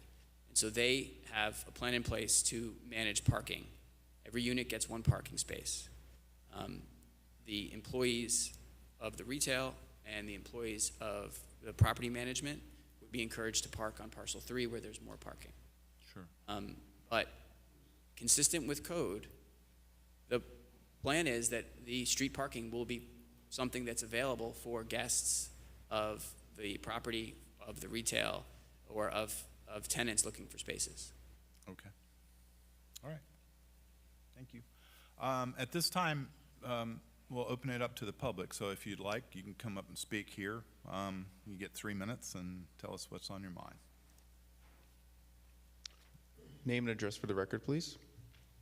Thank you. Ann Bosworth, 4015 West Palmyra Drive. Just a quick question about who exactly, to your point, Mrs. Coleman, approves the architectural, the presentation to the public. Is that something that happens in architectural design first and then comes here? Okay, because we asked this question of the mayor several years ago. I think it was even pre-COVID. Is there any kind of aesthetic cohesion that happens in this city to keep us from having things that look random and disconnected? We already have that thing that looks like Gotham City on Atlantic, and it's already dirty, and it looks a mess, and it doesn't speak beach. We're putting up fish, but then we have these black and white monochrome things. What is going on here? Can you influence that in any way? And the second point is about the parking. So did I just hear correctly that residents of the unit, the property you're building, and residents of the community have to compete for those spots up in front? Those are my questions. Thank you. Okay. You want to wait until the end, right? Okay. Go ahead. Next. Name and address for the record, please. Good evening, Brian Suero, address 35 Southeast 19th Avenue. First, thank you for your time. Thank you, everyone, for coming out. So I'm the neighbor that had the wall put up. Our primary concern, and I'm sorry that my wife isn't here because she's the brains of the family, our primary concern is privacy and safety. We bought 9 years ago the last remaining McNabb house in that area from Gene McNabb, and it's a single-story home that we've turned into our own little oasis. And now with this project, mind you, it is what it is. I understand zoning and I understand all the city stuff. We just want some form of security. We have an 8-year-old going on 21. She enjoys her time in the pool with all her friends and all this stuff, and now we have a 55-foot building being shoehorned right next door. We used to have a lovely neighbor named David. That house is now demolished. If you look at the map, my property, you see the big square to the right, and directly to the left of that would be my house, just north. I'm looking at this picture, just north of the very the half block. I sent my wife the images just now. There are about 7 windows looking 50 feet up and looking down at our property. So if there could be some concession to trees and shrubbery and all kinds of stuff, we're not looking to cancel the project. We understand urbanism and gentrification. we just want some privacy. In my last minute, I will let you know that my wife isn't here. She's taking care of hurricane damage with her folks up in Tampa, but within the last 2 years, we've had 3 trespassers come in through our property, 2 while we were home, middle of the night, and 1 while we were away. And so, once again, our biggest concern is safety and privacy. Thank you so much for your time. Thank you. Next person, anybody? Okay, seeing none, I'll close the public hearing portion. Mr. Scott, would you like to? Yes, thank you, Mr. Chair. First, with regard to architecture, we did go to the Architectural Appearance Committee last month, where they reviewed the architecture, provided feedback, and unanimously voted to approve the architecture. That's the first thing. With regard to parking, there is ample parking on site. What I was sharing is that your code says on-street parking can count towards required parking. The idea being is to make these projects more interactive with the street, to encourage pedestrian activity, to encourage people coming and going and seeing people walking around. And so parallel parking will be part of the parking for the project. But there is ample parking scattered throughout the site. With regard to the gentleman's comments, sorry, I didn't remember your name, who lives to the north. So last time around, we actually entered into an agreement that they wouldn't oppose the project if we built the wall addressing their concerns.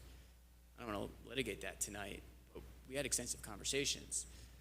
As Mr. Hartzell said, we have an approved project in place that is not increasing the height, it is reducing it by 1 unit.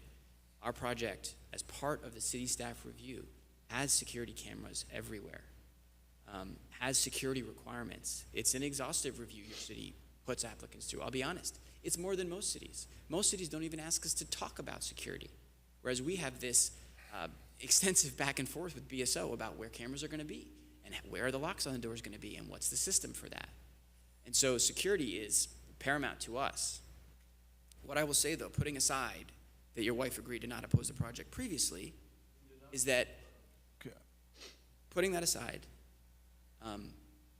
the best thing for security in an area is not having vacant, untenanted lots for years and years on end, not having place that people continuously are dumping trash onto our site, because it sends a signal to the community that this is a place that isn't being taken care of. And so new development with security features will have the effect of improving security in the area, because there will be more eyes on the street, and there will be security cameras and things of that nature. So with that being said, as I said before, project meets code in all ways, and while I, of course, respect the disagreements about the design or whether you may not like it as much before, but we consciously checked every single box in your code before we came here tonight. And we think this will be a better project, and perhaps most importantly, this is a project that we can deliver to the city. The prior project was just something that could not be built, unfortunately, because perhaps the prior applicant ran into the city too early before understanding the code well enough. And so we're here tonight because this is the project we want to build and deliver to the city in the new zoning district, where the vision is precisely projects like this. Thank you very much. I'm happy to answer any other questions. Sure. Go ahead. Mr. Dow, you want to go first? Yeah, thank you so much. If that's okay with you, Ms. Coleman? Thank you. So we talked a little bit about parking, and just some simple math based on the site plan shows that required parking for each unit to receive 1 spot would be 338. What you're providing, are these deeded spots? Let me back it up a second. Are these deeded spots at all, the provided parking? Are they going to be deeded to the units? So it's actually 303 parking spaces, because it's 303 units. Is my math incorrect here? Like I'm just, There's 303 units. That's what he's saying. 303 units. Okay. So are they going to be, back to my original question though, are they deeded? Are they deeded to the unit or? No. Initially, upon opening the project, the plan is to not restrict units to, restrict parking spaces to individual units. If what they're finding is that operationally it would be better to assign them to units, then that's what they'll do once they get that project up and running. But initially, that's not the plan. Their experience in other developments is that it has actually a negative effect on parking. Because if a specific parking space, as an example, restricted to a unit, but that person's works nights, as an example, so they're never there, then you're losing the use of that space. The premise of reduced parking requirements for projects like this is that there is shared parking and that there is turnover among the residents. And so coming into the project, the thought is that we don't want to restrict them initially because this will create a better parking situation as opposed to restricting them. The research suggests that you might think it's signing them would be better. It actually has a negative effect because it reduces turnover of spaces.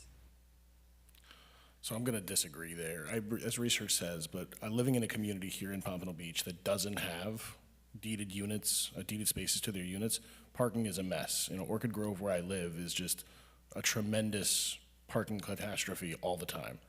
And it would make more sense to me to see deeded spots to the units. So this way, at least they can guarantee one spot per person, or as such. Yeah. Okay. Did you have more? I did. And this is actually for staff, not for you, Mr. Scott.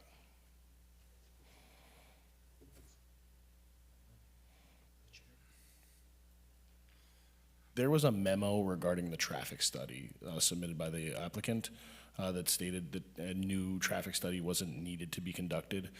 This traffic study was conducted prior to the lane closures on Atlantic.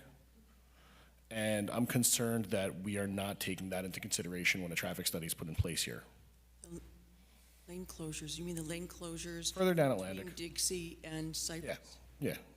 The fact that the project is at 18th Avenue was examined, not by staff, of course, we have a traffic engineering consultant on board.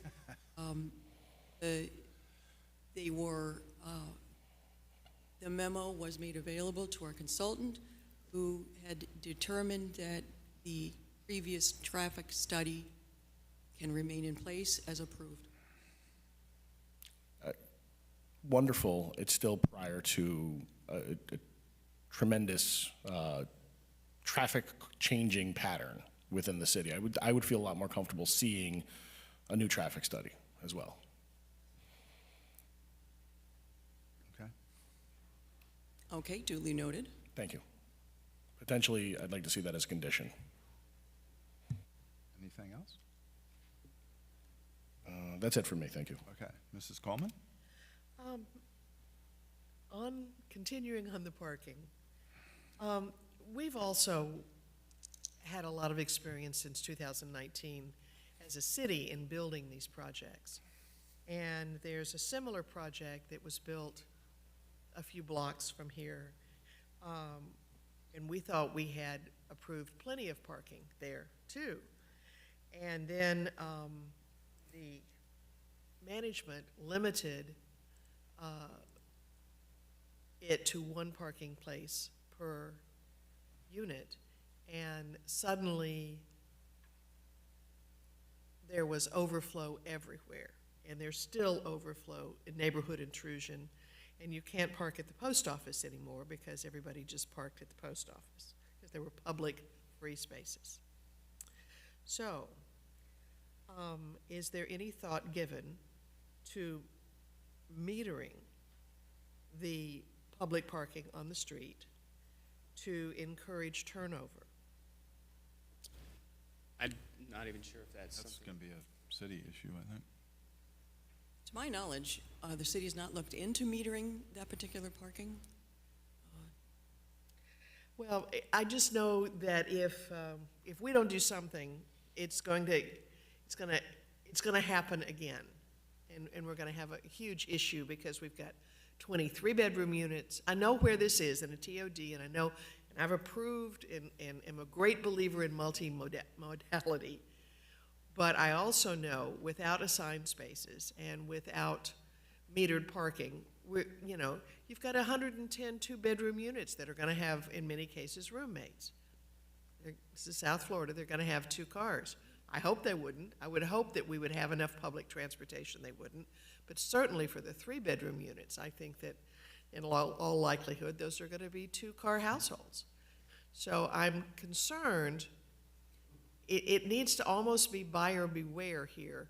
If we're not doing something like metering, or asking the city to meter the on-street parking or something to create turnover there,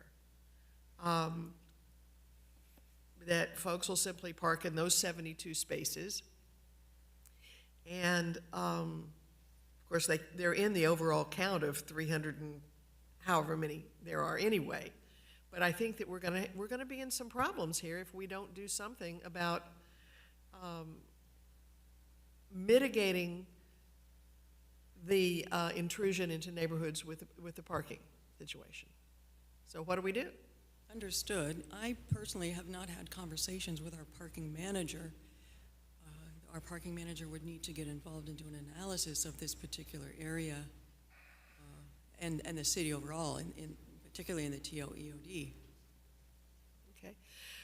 Okay, a second issue is the gentleman with the wall. And I live in an East Side single-family home neighborhood. And I will tell you that I've got people walking through my gated backyard. And the neighbors across the street on the water have got them walking down the seawalls. And there's a lot of neighborhood intrusion right now, every place. I do think that if this area is activated, it's going to be safer. But I think the security and the safety you were talking about are folks in the upper levels looking down at your daughter and her friends in the pool to a great extent. And a wall won't do much for that. Trees will. Can you talk to us about along the wall, is there any landscaping or trees or anything going in there that might mitigate that problem a little bit? So there is already, I believe, a clusia hedge on the interior part of the wall that's growing. And then I think on the islands, there are shade trees in each. But as you can see, it's not a large area, so I don't want to stand here and tell you that we can mitigate for that with extensive plantings on that east side, the way it's designed. I understand that. I just asked if there were trees going in. Yes, there's, if you see the bulb outs, maybe hard to see. There. You'll have to forgive me, I can't see them. Yeah, it's the islands. Okay. You want to put the landscape plan back? Yeah, if you can put the landscape plan on, that would help me.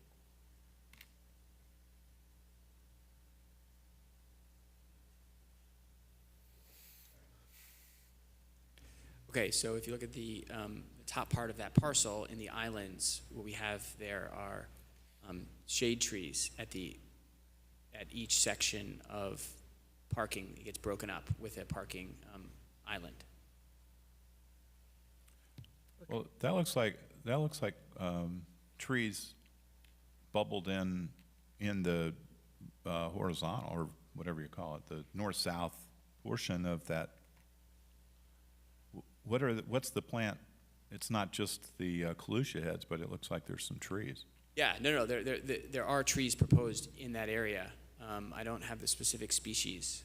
I can look them up, but there are trees in addition to the Calusia. Okay. I just don't know that I can say that it's going to create a wall of trees. Well, no, but there are trees there. Canopy of trees, so when you look down, you're seeing the canopy of the tree, and you're not necessarily seeing the entirety of a backyard next door to it. The other thing, those dotted lines, those are existing trees? No, those are. What are they? Different trees. Oh, that's the light. That's their light circles, aren't they? That's the light circles that they make you put, the 15-foot light circle.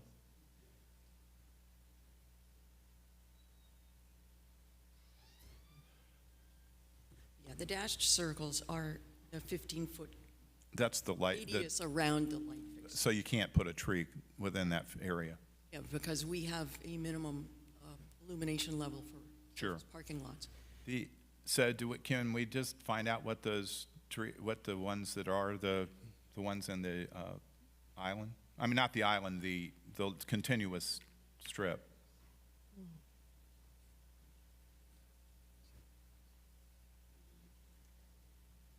It's got the bigger trees in the islands, but they have trees along the edge. I don't know what they are though. What? Can you tell what they are? Trying to pull it up. Sorry. Okay.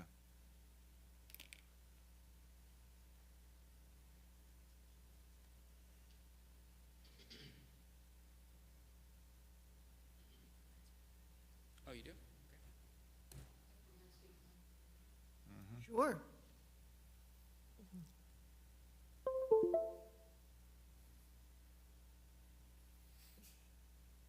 Don't use this.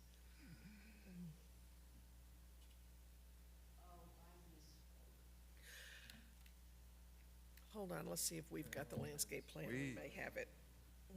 Yeah, I was gonna say, we have it. We- If we could zoom in on this landscape plan, and let's play with it a little bit. I can look at the symbol there and tell you what they are. I don't know if you can zoom in on a PowerPoint. Is that that's the only one we have? Oh, you've got some. That's what I'm trying to look at here. Okay. Oh, gee. Yeah, that's all the trees, That is that's a tree the list of the disposition, ones that were Landscape plan, remediated. is it gonna be landscape notes and details? Slide. Wrong one. Wait a minute, this No, looks. that's parcel two, that's It's- it. that's it. If you can blow it up, because you've got we've got it on our backup. Can you blow it up? So we can see what mark. Yeah, the trees on the They're bulb L. outs. Is that L? LL, okay, Ligustria, go back up. Excuse me, Lysoloma.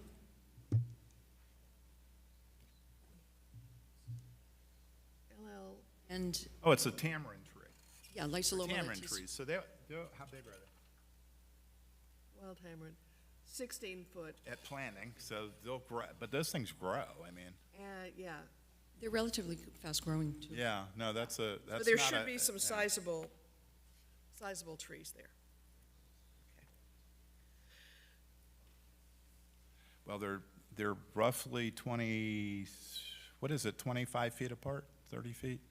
Yes. It's probably 30, isn't it? Right. In that back, But that they'll will give grow. room for the canopy yeah, to grow. they'll grow It into should- that. It should shade that. I appreciate your patience with us. Because this is hard. I mean, we thought we had a project that we had all agreed on, and now we find that maybe we don't.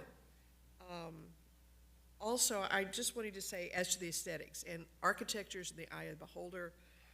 I'm married to one, so I know that.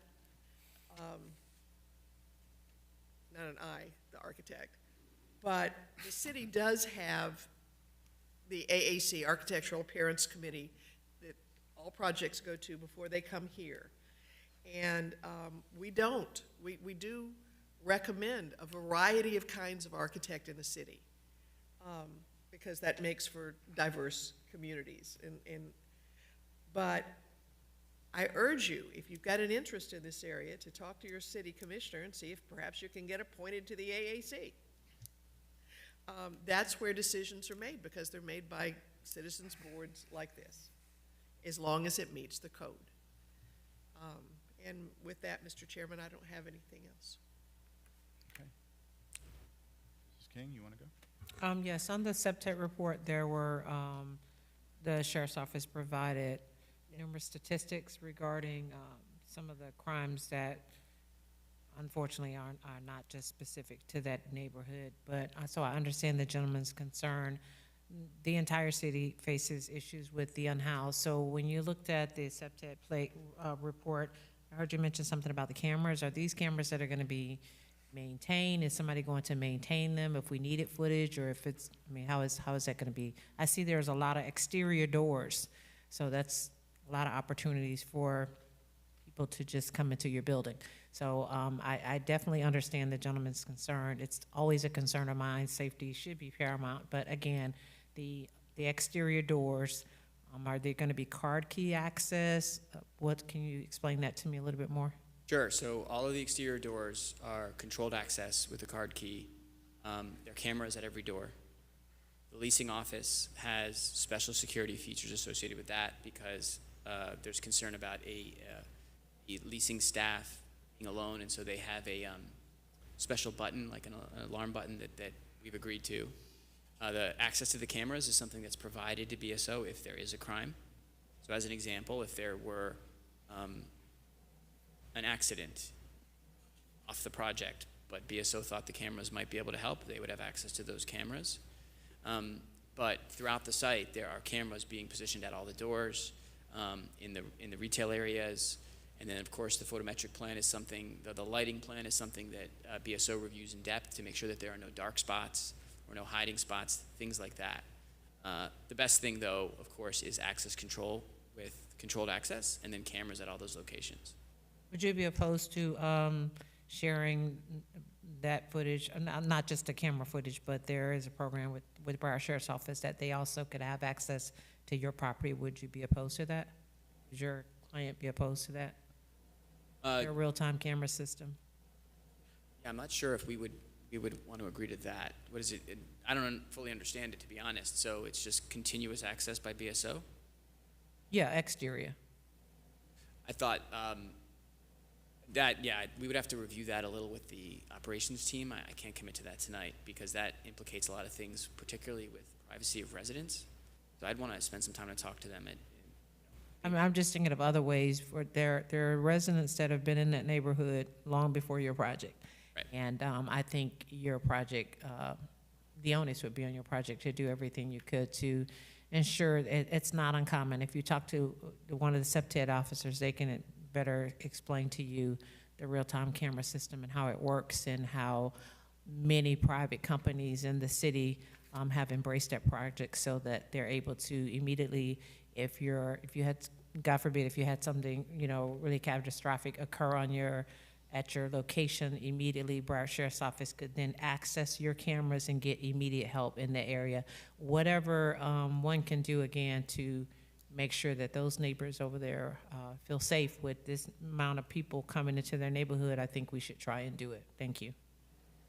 Yes, and I can commit that we will absolutely speak with BSO about that program and what we can do for that. I say that because we already had discussions about if there is ever an event, BSO does access the cameras. They get the camera footage. But it's after the fact. I know. Yeah, this is. We'll definitely get with them on that, for sure. Thank you. Mr. Hartzell, were you good? Oh, okay. Yes, I like the design. I think you did a really good job with it. I like the architecture. And I do agree with you that it would give a lot of new activity for that area and almost feel more secure because of the layout of the building. My biggest concern is the one parking space, and I gotta tell you, if I was living in that building, I would not be happy to do metering at all. I don't think that's a solution. I think it would just make people not happy. I like everything about it, actually, other than the parking. The parking is a challenge. I live over by the beach, and so it's a challenge everywhere in this city. And if we're gonna build one more thing and not have ample parking, I believe that it just creates more problems. So if there's any kind of workaround to figure out what parking is, or even something more ample than what you have, would be helpful. Yeah, something that we talked about when Ms. Coleman brought up the idea of metering is that perhaps we would agree to provide signage for the parallel spaces, that it's limited as to the hours and duration, for how long they can park there. Because we want to make the project work now and be something that everyone's comfortable with. That being said, a wise man who happens to be named Fred Stacer once said to me, if you just give the developers the rules and the parameters, they will figure out how to make the project work. And so in fairness, the city chose this code over a number of years and hundreds of thousands of dollars of consultants that they wanted to discourage vehicle use.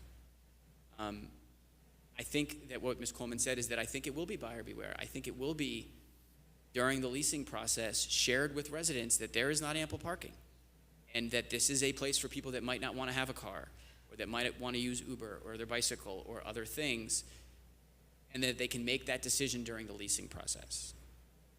But if the signage for the parallel parking is something that would make the board more comfortable, we'd be open to that. Because we certainly want to try to make it work, and we understand it's new for the city. I can tell you from other cities working with these reduced parking codes, it's a bit of, I don't know if you build it, they will come, but in order to get people out of their cars, parking needs to be less convenient.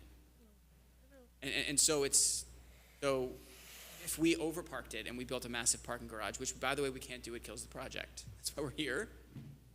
Then everyone would have 2 and 3 cars, and the name of the zoning district would be immediately undermined by the project.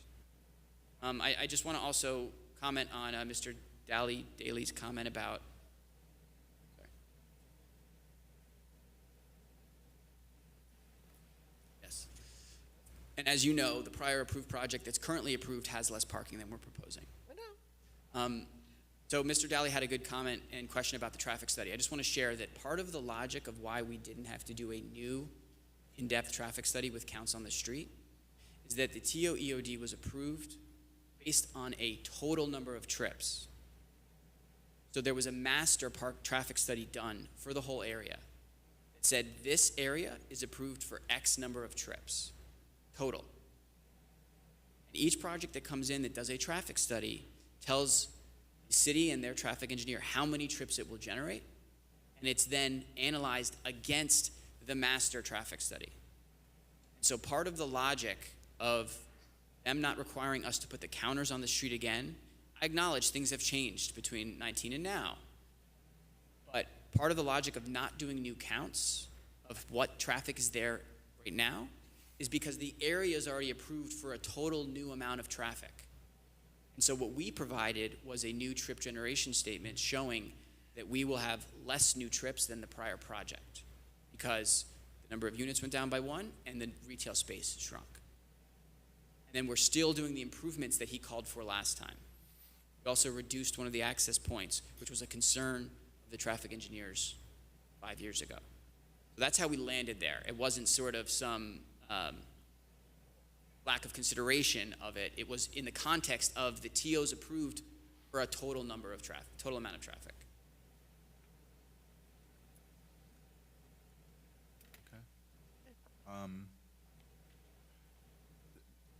I was told that there was one person that had wanted to speak that did not get a chance to speak, so I will open it for the one person if they want to speak right now. Huh? Come on up, you have to be sworn in. Name and address for the record, please. And then you have to be sworn in. She hadn't been sworn in yet. Okay. Do you swear or affirm that the evidence you're about to give will be the truth, the whole truth, and nothing but the truth? Yes, sir. Thank you. Hi, I'm Lauren Maurer, and I live at 520 Southeast 16th Avenue, which is one of the streets that comes off of the south end of that south project. I'd like to commend whoever moved that tree because I lost money on the bet. I thought it would die. And I'm glad to lose the money because I'm very sad to see some of our big trees go. With that being said, and it may not be you, and it's certainly not them, but who's ever approving 1 parking space per unit is doing this city a very big service. It's nice that you want to get rid of the vehicles and do bikes and walking and public transportation, but it is truly not reality, especially in Pompano. And if you take 2nd Street between 19th Avenue to go to Federal Highway, there's a medical facility there that about 5 to 10 cars every day are parked along the sidewalk that enter into 2nd Street that they're parked in the street every day. And I don't know how people aren't complaining about it, but if you take that road, there's something there. I think it's great what they're doing with the green space right in that same area. However, I'd like to know that it's not going to turn into what I call Bum Park, which is the park that's on Atlantic where they moved that McNabb house, which I don't think they've done anything with anyway. And so is it going to be fenced? Is it going to be locked? Is it open to the other residents? I don't want to walk out or drive out there. We have no sidewalks. We have very bad lighting in that area. And I don't want to see a tent city there. So what are they going to do to make, I'd love to have the park, but I don't use a lot of the parks sometimes because they are full of homeless or vagrant, so I don't know what they're gonna do there. I live in that neighborhood. And with all due respect, again, it's not you, I think it's a hideous-looking building. Those things look like they're just gonna chunk off and fall as soon as we have a hurricane. There's nothing beachy, there's nothing nautical, there's nothing attractive about them. They look like, you know, it's like Art Deco. It's a chunk of concrete on top of a building, and I see nothing attractive about them. So with all due respect, between the parking, again, the security, the privacy, are we gonna have sidewalks? Are we gonna have lighting? What, you know, we're the ones that are taking the bite out of here. We're the single-family homes on the residents in Snug Harbor and those areas. We're the ones who are losing. So we already can't park in that neighborhood. We have no sidewalks and we have no lighting. And I just want to know what we're getting out of it. Okay. Besides an ugly building. Thank you. Is that it?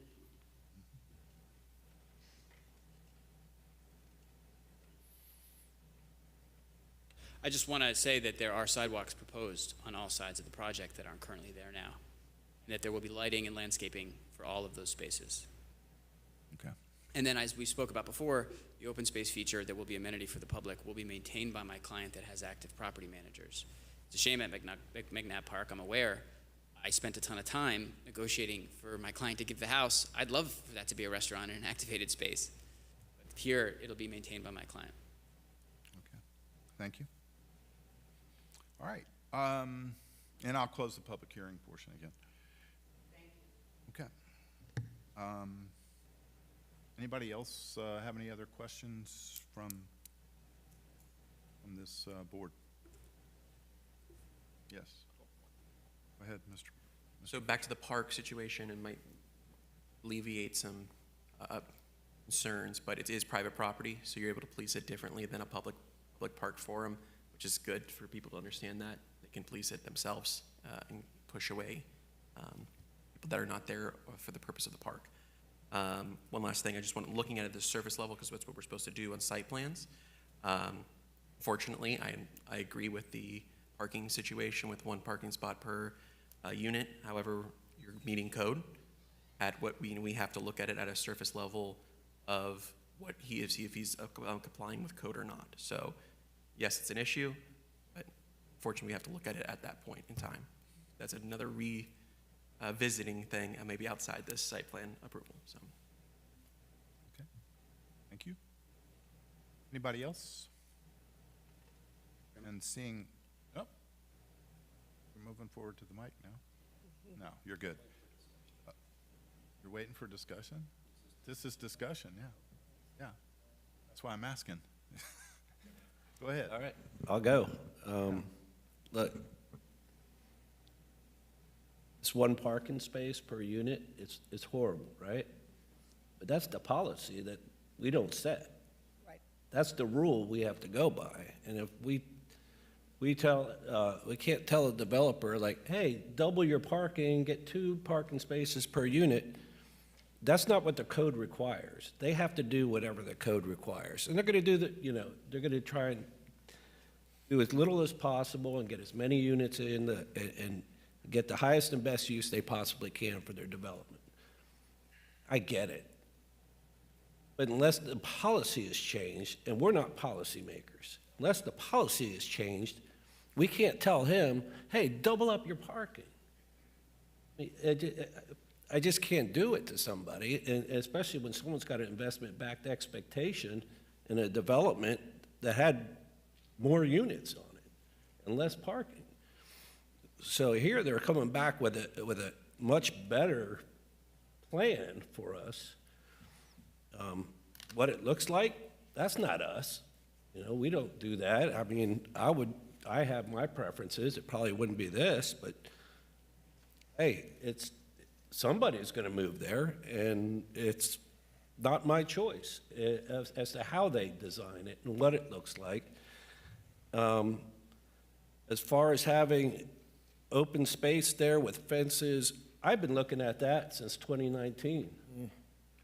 Of the buildings going down and there'd be wreckage and construction, and now there's just fences and it says call for availability and whatever. That's been going on for like 3 or 4 years. Something's got to be done. I mean, I get it. That's a perfect area for people to jump that fence and just hang out there and set up encampments or whatever. And you called it unhomed, I think? Unhoused. My office is in downtown, in Old Town. And before there was activation in the area, there was a lot of unhoused people all around the area because nobody was there. And once you get more people there and more people walking around, they don't like that. They don't want confrontation. They'll move on. And you'll get a lot more of your privacy back that you had before. I think as far as the landscape plan, that's for Wade. They're going to decide. We got to look at it and say, hey, is there, are these tamarind trees, are they going to be enough to help you out? We have to look at everybody, and these are tall enough to look into a lot of people's backyards. That's what happens. That's the way it was zoned. We can only go by the way it was zoned and what the rules are. And like you said, they checked all the boxes. Staff said they checked all the boxes. They recommended approval. Hopefully those trees help you out. And, I would be in the same position of you being upset, like, yeah, it might be a little much. But that's the way the code is written. We don't write the code. As far as mixed-use development, of it being mixed use, you're going to have less traffic because you have trip capture. You have trip capture because of what the policymakers have done in that corridor of making there be restaurants, cafes, retail, to where people don't need their cars. They're walking. But they're not going to walk to a tattoo parlor. They're not going to walk to a massage parlor. They're not going to walk to a vape shop. They're going to walk to a nice cafe. They're going to walk to a nice restaurant, a nice retail area, a nice, to buy, some shoes or clothes or whatever, take their kids to a nice little playground or whatever. That's live, work, play. That's the way it's designed. And it all has to be done at the same time. So if you build these giant buildings, these apartments, whatever, and you don't put this mixed use in it, you're never going to get there. And you're going to need that parking because that guy's got to drive to Deerfield Beach to go shoe shopping or go to a restaurant. So as long as it's still there, you start getting that trip capture. You start getting less trips per day on the roads coming out of there. I like what you did as far as restricting access into the neighborhood. I think that's a big concern of people cutting through that neighborhood. It's kind of the way that neighborhood's set up. It's hard to cut through there. A lot of speed bumps. I think that Brews Room area is kind of cut off, so you can't really cut into Brews Room, and you kind of got to go all the way over by the boat dealerships. So I like that. The turning lane improvements, I like where the project's going, but if I didn't, I don't have the opportunity to vote against it because it checks the boxes. And when I'm on the other side and I hear it checks the boxes, I hate that, but it does. So it checks the boxes. If you don't like it, the policymakers have to change the boxes, add more boxes, 3 parking spaces for a building. Go look and see what that does. So that's my discussion. Okay. Mr. Chairman? Yes, Mrs. Coleman. I think what gives me some comfort here is that Colliers is a very well-respected national company that runs good projects, and they keep their projects after they build their projects. So it's not a situation where they're going in and flipping what they build, at least not usually. So I hope that you stay around and manage this one. And And sir, what you have said is absolutely true. We are not the policymakers here, though we all have, from time to time, taken a look at text amendments and tried to say, okay, how can we make them work a little bit better? I chair the city's multimodal transportation committee. I believe in the kinds of things we're trying to do here. But I'm also a realist in that it's got to be a livable neighborhood and a livable project. So how do we make that happen? By making it easier for people to live in the developments like this, and making sure that we are not just turning a blind eye to things that don't work. So we may have some discussions on that later, on that. But you are absolutely right. This project checks all the boxes, meets the codes, and I don't want either the citizens who are here tonight and taking up time out of their schedules to come and tell us what they think, nor the developer who has checked all the boxes to think that this is adversarial. It's not. It is just trying to make sure that we're building a community where the people who are here can live amicably with the people who are coming here. And as a 42-year resident of this city, I do understand how hard change is. But I did not want applicant to walk away tonight not thinking that we don't recognize that this is a solid company coming in to build 303 units of hopefully apartments that working people can afford to live in a way that everybody can live together. Okay. Anybody else? Mr. Dow? Thank you. I just want to know where we landed on the signage and who's going to enforce the potential signage for the 72 spots. Like, do we have a place for that? Is that part of a condition potentially? Like, someone has to enforce, there's a mandated 24 hours, 72 hour, whatever period? I don't know the answer to that. Is that something we can even condition in? We suggest. We can suggest, okay. They've actually volunteered, to put the signs up, I believe. Yeah, and then who enforces that? Is that on the city to enforce? Is that on them to enforce? It wouldn't be on the city to. Okay. No, it's in the right of way, isn't it? Yeah, it would be a city obligation. Yeah. We wouldn't be able So, to. yeah, that's, so. Yeah, I was going to say, I don't think those are on private property. That's why Yeah, the that's my- discussion was even had. So is that a plan that's going to be put into place with the parking division? Like what's? Well, I was going to say, I don't think there would have to be a discussion with the parking or whatever Mr. Lance's title is, okay? It would have to be through them, and they've made a volunteer to do the signage, I think, if I understood. I don't have no idea So if he they wants obviously can't, but they can't force him to do the other side of it. It's up to us. It's up to the city to do that. Yeah, okay. So staff's going to have to get with Mr. Lance and with the applicant, assuming it's passing.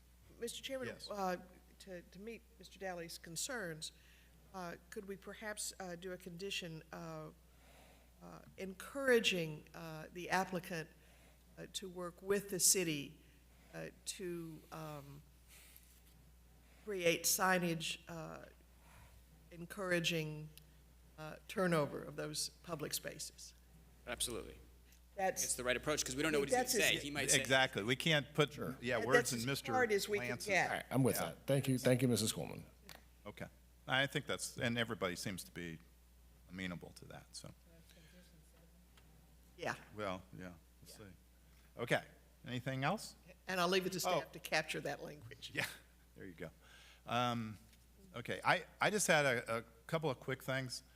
As I have through the course of my 40-plus years of building, I tend to really like what Kim Moyer does. So I really like the fact that she's going to try to recapture a bunch of those oak trees on those streets and stuff. I realize that they're going to come in very tall, but they're not going to be real wide. But the idea that we lost God knows how many inches of caliper of 100-year-old oak trees or 75 to 100-year-old ones, I think the fact that she's going to try to recapture that on these streetways and stuff is very is a very admirable design thought process. So I was glad to see that. And I don't have any other comments, I don't believe, at this time. And if there aren't any other comments, the chair will entertain a motion now. Make a motion that, Go ahead, Mrs. King. I make a motion that the board finds competent and substantial evidence for the, for the Atlantic 1 LN 630 with the following 7 conditions made by staff.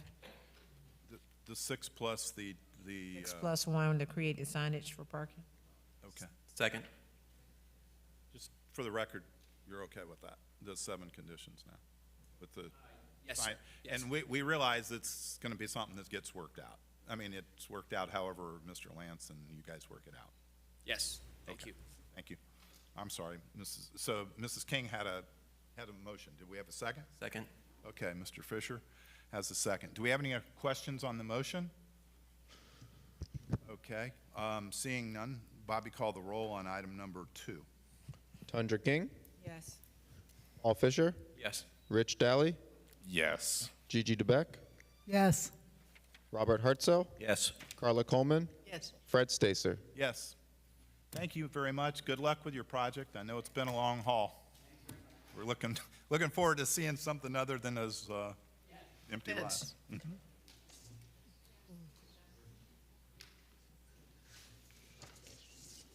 Okay, I think we skip, so now we've, the other items are missing. Is there, at this point, we have, potentially we have audience to be heard. Does anybody want to speak on something that was not on the agenda tonight? Yeah, sir, come on up.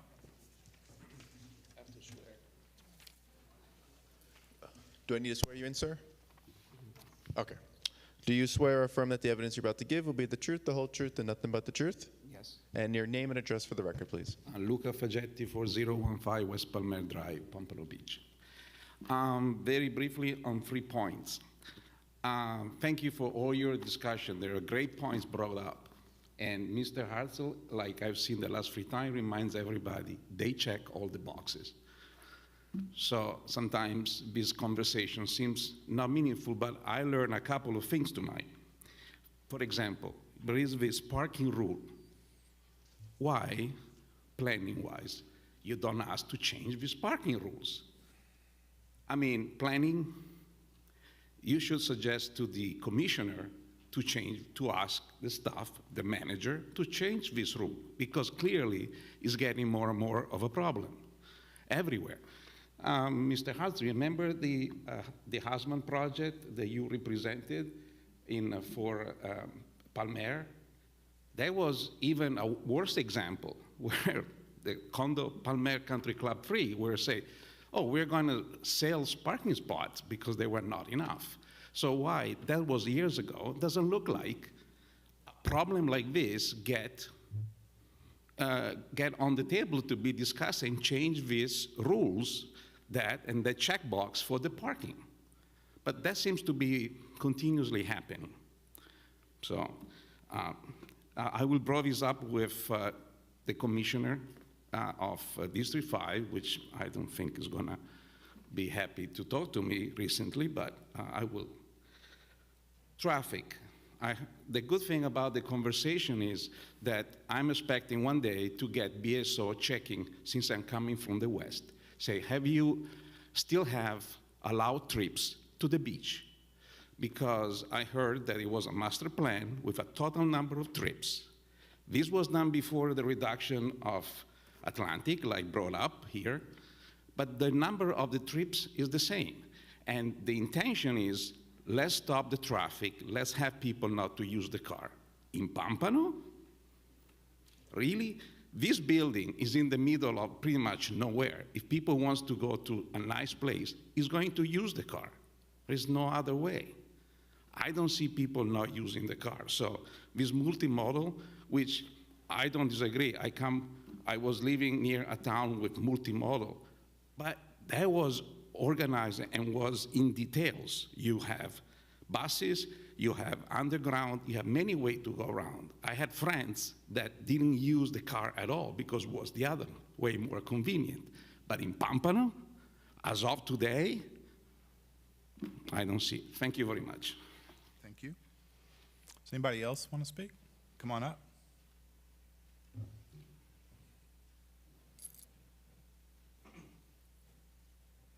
Ann Bosworth, 4015 West Palmyra Drive. I just want to echo this idea because I pretty much think if I went down the list here, virtually all of you have more than one car. So if you have more than one car and you're serving on this multimodal thing, it sounds like you made a plan for me and not for you. And that's annoying. My commissioner also ran on a platform of multimodal, but we live west of 95. So the idea is that we will live, work, and play and stay where we're told, and we can get to the beach how you say we can get to the beach. This is absurd. It feels like I'm in an episode of Divergent or the Hunger Games where we all live in our little clusters. The Live Local Act, I recognize, is not something that you are in charge of, but it also is something that you need to respond to. And when I hear that you are responding to it by being on committees that actually reinforce it, it doesn't give me a lot of comfort. Now, Live Local is a great idea if you live in a kind of world where churches and post offices and all of the things are settled around you. He's from Italy, right? There's the piazza. People live and work around the piazza. And there aren't a lot of single-family homes in Italy unless you live in the rural countryside and agricultural land. This country is not designed that way, and you can try to force it on us, and I guess we have to live with whatever you decide. But every time you mitigate a tree and close off areas with tree mitigation, meaning you put a tree somewhere to replace one that you took down somewhere else. It's not the same as wide open space. It's not the same as a tree canopy. I'm living now. I don't want to wait for a tree to grow 40 years. And I feel that this is an embarrassment, and I feel like there's a lot of duplicity here, and I'm offended by it, especially when I'm going to watch it take place in my own neighborhood. You have been part of that. You were advocating for Mr. Usman to build those units at the end of my thing. Now you're recommending things to planning and zoning. I find this offensive. I feel you should be recused from this anytime my Oaks project comes back here. This is not cool, man. Just because it's legal, just because you can, doesn't mean you should. This needs to stop. And I feel very often when we come here that you thank us for coming, but you pat us on our stupid little heads, and you smile at us, and then you send us off, and then you do you. And we're pretty tired of it.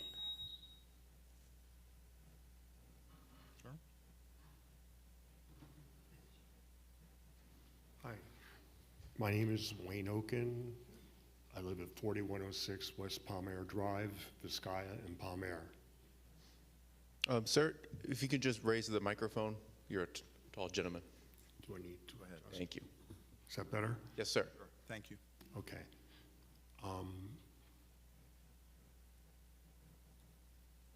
There are standards that you're supposed to have when you're doing construction. This is the year 2025. By 2030, I imagine that maybe 1/3 to 1/2 of the vehicles may be electric. Nobody has requested or advised to have electrical stations to recharge these vehicles. By 2050, let's be serious now. This town is going to be underwater. You're just trying to build more buildings that are only going to last maybe 20 years at the most. Why? Why would we waste so much money on infrastructure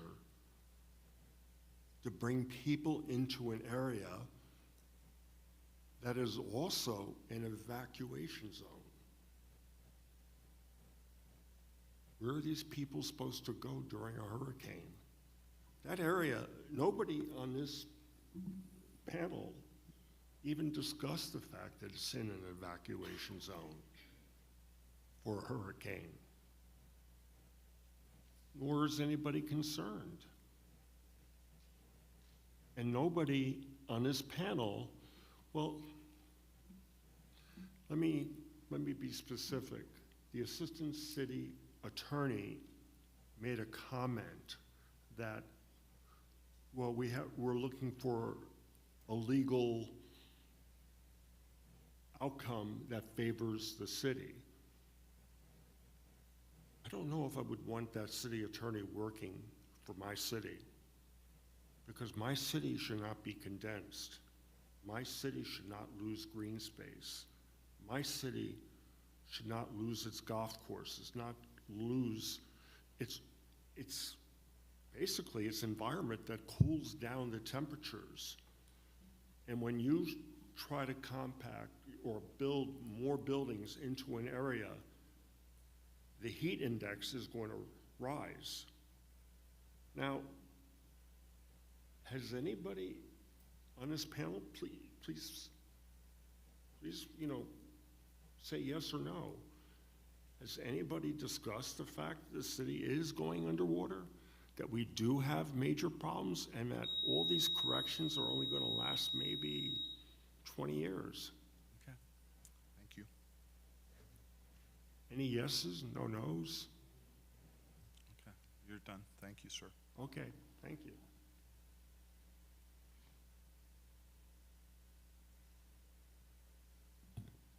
Good evening. My name is Cheryl Rising. I live at 520 Southeast 10th Avenue in Pompano Beach, Garden Isles. I've been a resident of Pompano Beach since 1977, relocated from Ohio after high school, bought my first home and still live in it in 1990. I actively participated in a lot of these commission meetings when my husband and I first moved in. And I'm sorry that I've been away, but I did raise my children. And boy, has a lot changed with the commission meetings. And actually, this is the first meeting of this type that I've been to. And it is really eye-opening. I'm very disappointed about what's happening to that neighborhood. I drive through that neighborhood often and well aware of that vacant property that was there, and then the house that was torn down, and then the house that was moved, the McNabb house. That was interesting to see that moved, and now it's just sitting doing nothing. But my point tonight is this, is I think what this city is losing is the vision of the city. That we took that particular neighborhood, and because all the boxes were checked, they are able, in that little neighborhood where I think most people would envision 2-story condos, small, quaint, or maybe townhouses with a little backyard, that would fit into that neighborhood. There wouldn't be a parking problem, sidewalks for walking dogs, kids. Nobody would be affected. In fact, they would welcome that because it would also speak to no crime because there's no empty property. But it's obvious what happened here. The property was probably rock bottom low prices compared to east of Federal Highway or on A1A, and so a developer comes in, picks it up, is able to get some additional property, and now we're bringing in all these additional problems. And it's a shame that it's happening because most of you mentioned that you're living close to the beach or on the east side of Federal. I'm very happy where I am. I'm pretty protected from all of this nonsense. What I'm gonna miss is driving through that neighborhood to go to Brews Room and to support some of the local establishments there. I'll have to find another route. So to your point, policy you really need to look into policy and how we don't lose what Pompano Beach is about. Because this is very sad to me what happened here, and also with what's going on with that bigger, larger project that everybody got stuck with, the millions of dollars and the new city hall and all of that. It's awful what's going on, and somebody. Okay. All right, that ends audience to be heard. Are there any staff reports tonight? No staff reports? Mr. Saunders? Thank you, Mr. Chair. There was a statement made tonight. I just want to make sure it's clear because we are being watched live as well as on YouTube for those that like to go back and look.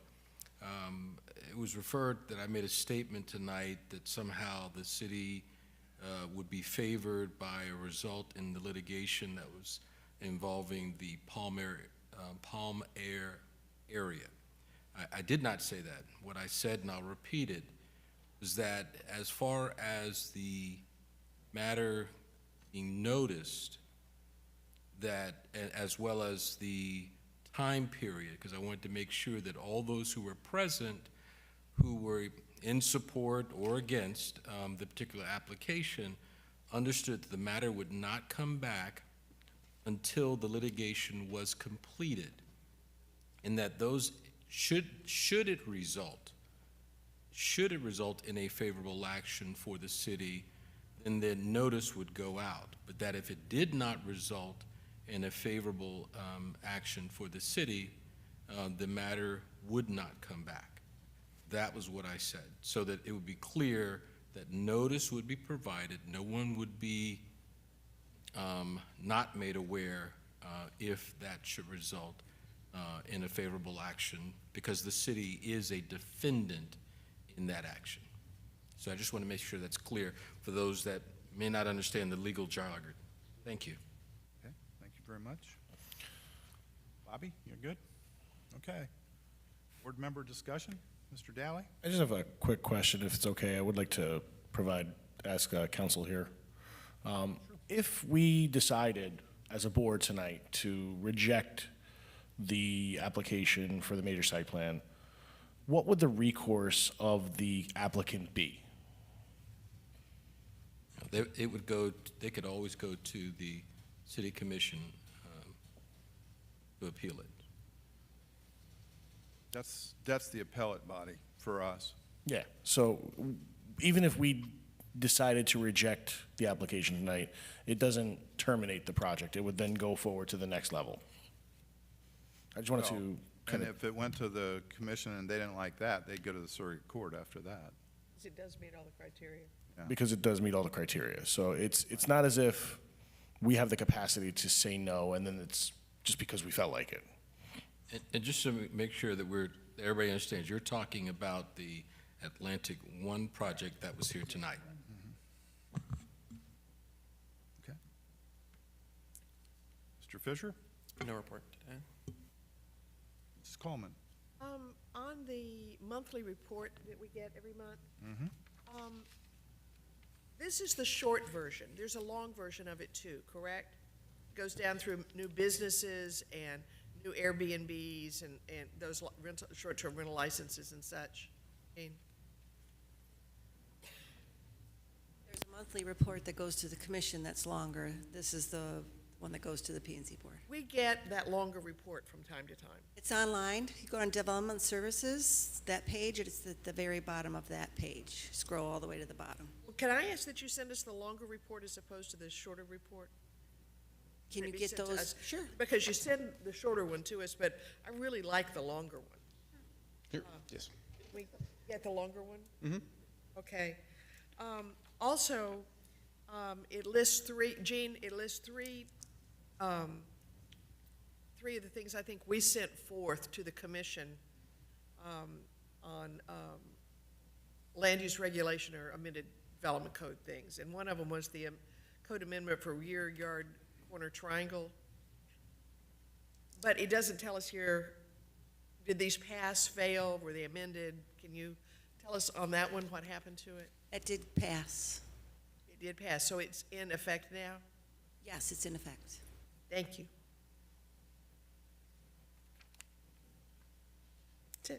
Thank you. Mrs. King? Yes, I know you, Ms. Carla mentioned something about, or someone mentioned about Airbnb. There was some discussion last night about Airbnb that was near a resident's home, and I'm not well-versed in all the rules as it relates to Airbnb. Is there the short version that we can get for that?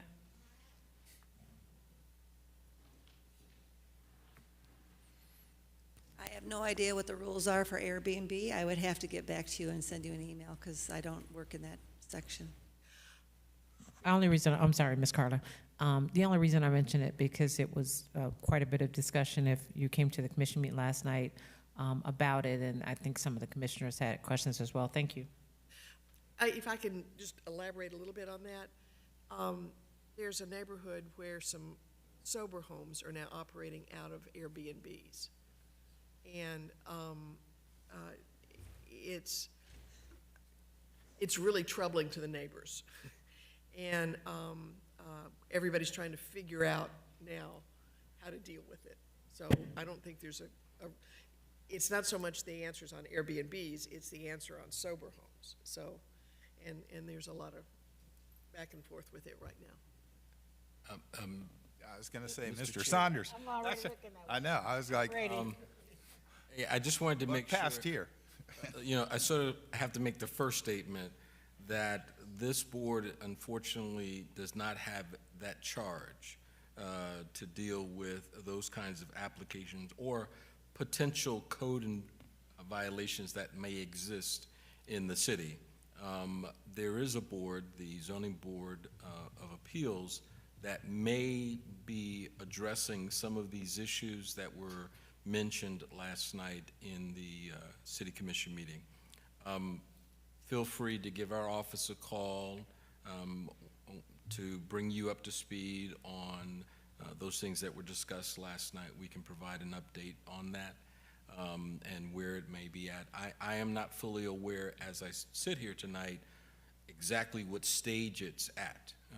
If there is an application that has been made for the sober home, as the term goes, there are certain requirements that have to be met in order to go before the Zoning Board of Appeals, and we can provide whoever like notice so that you can sort of learn how that process works. But I understood that that was what's occurring now as it relates to those actions last night. Okay, thank you. I was just wondering if someone came to the board requesting to have or build said places. I wanted to just be ahead of the game to know why and you know what process it would be. But now that I know this won't come to the board, I won't add any additional meetings to my plate. Thank you, sir. Mr. Hartzell.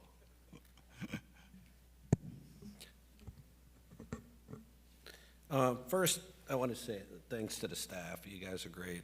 And I say it every week, and I really mean it. And I know there's a lot of tension that goes on in these things, and I know at the commission meetings that everybody gets a beating, and I got a beating today too. And you got to plow through it. You guys have a vision. Don't let anybody tell you don't have a vision.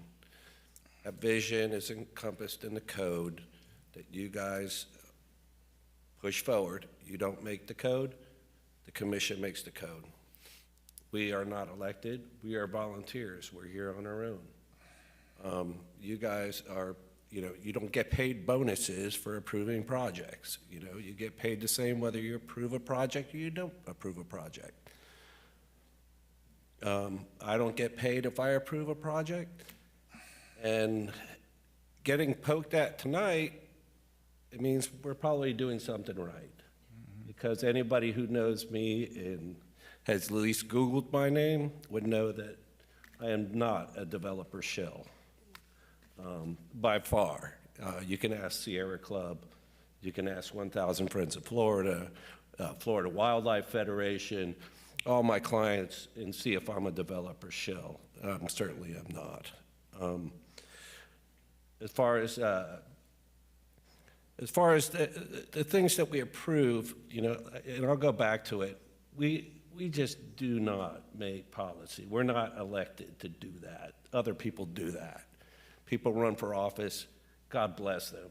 But we get appointed by them because we have experience in planning, we have experience in real estate, we have experience in construction, and we have a nice discourse up here, and everybody kind of pitches in and helps the other people out to try and understand where we're going with it. And staff, you guys, you know, the staff reports are great. I mean, I practice all over the state, and these things are just fantastic. And it gives us a lot to work with. So I appreciate what everybody does and the collegiality of this, of the board, and how we can all work off each other. And God bless everybody that comes out here and gives public comment. I mean, this place is packed. Palmyra is going to be a big one. So I appreciate everybody coming out. Like I always say to the audience, if it's a quasi-judicial issue, bring evidence, bring code violations, look at the comp plan, say, hey, look, this violates the comp plan for the following reasons. If you just come up, I don't like it because it looks bad, we can't do anything about that. But if you show us the law, you show us the facts of why it's inconsistent with the comp plan, or it's not consistent with zoning, you'll have a lot better luck with this group in identifying those issues. So with that, I'll leave it. Thank you, people. Okay. Stobek, you have any? No? You good? Okay. There were just a couple of things I was going to add. We have just recently updated our the code that what do they call it? Resiliency code, and there is actually a very large push for a couple of things that this gentleman had spoken about.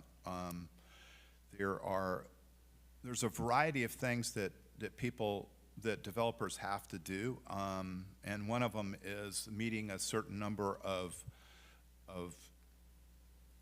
these issues that deal with resiliency, and one of which is electric vehicle charging stations. So if they put electric vehicle charging stations in their project, then they have to meet a certain number of points to meet these different resiliency standards. I don't think you were probably here when we had the capital improvements discussion earlier, but when we did, there was a discussion about answering that the city, when they put in new or adjust their seawalls and stuff, that they comply with not just the current standard and not just the 2035 standard, but what will be required in 2050. So we actually do look out for some of these things. I'm sure you probably don't think we look out for them enough, and that's fine. Everybody's entitled to their opinion.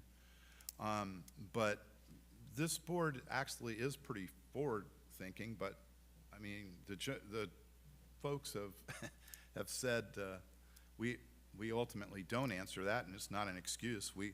I think every one of the people on this board generally is fairly close, they're pretty close to the people that have put them in this position, and they do try to, and this is across the board, just like Mr. Hartzell's saying, right down the line, I think everybody is trying to make this a better city. And certainly we have a lot to deal with the amount of population growth. My mother once said to me about 40 years ago, there was nothing built good in Pompano after the Kester cottages. Well, there's nobody in this room that is living in a house that was built before the Kester cottages, I would bet, okay? Now, that was her opinion, and she was born here in 1916, so she had a different perspective on what it looked like. There was 1,500 people, not in Pompano, but in Broward County, so when she was born. So we understand that everybody has a different perspective, and the people on this board, I can tell you, honestly, that they're hardworking and they try really hard, and obviously we're not going to always agree with us, but I would say that they're very concerned. It takes a lot of time to do what it is that this board does as a volunteer. So, and That's kind of the end of it. And with that, here comes the button. Here comes the button. I move we adjourn. Okay, so now we're going to adjourn. Thank you very much for coming out tonight.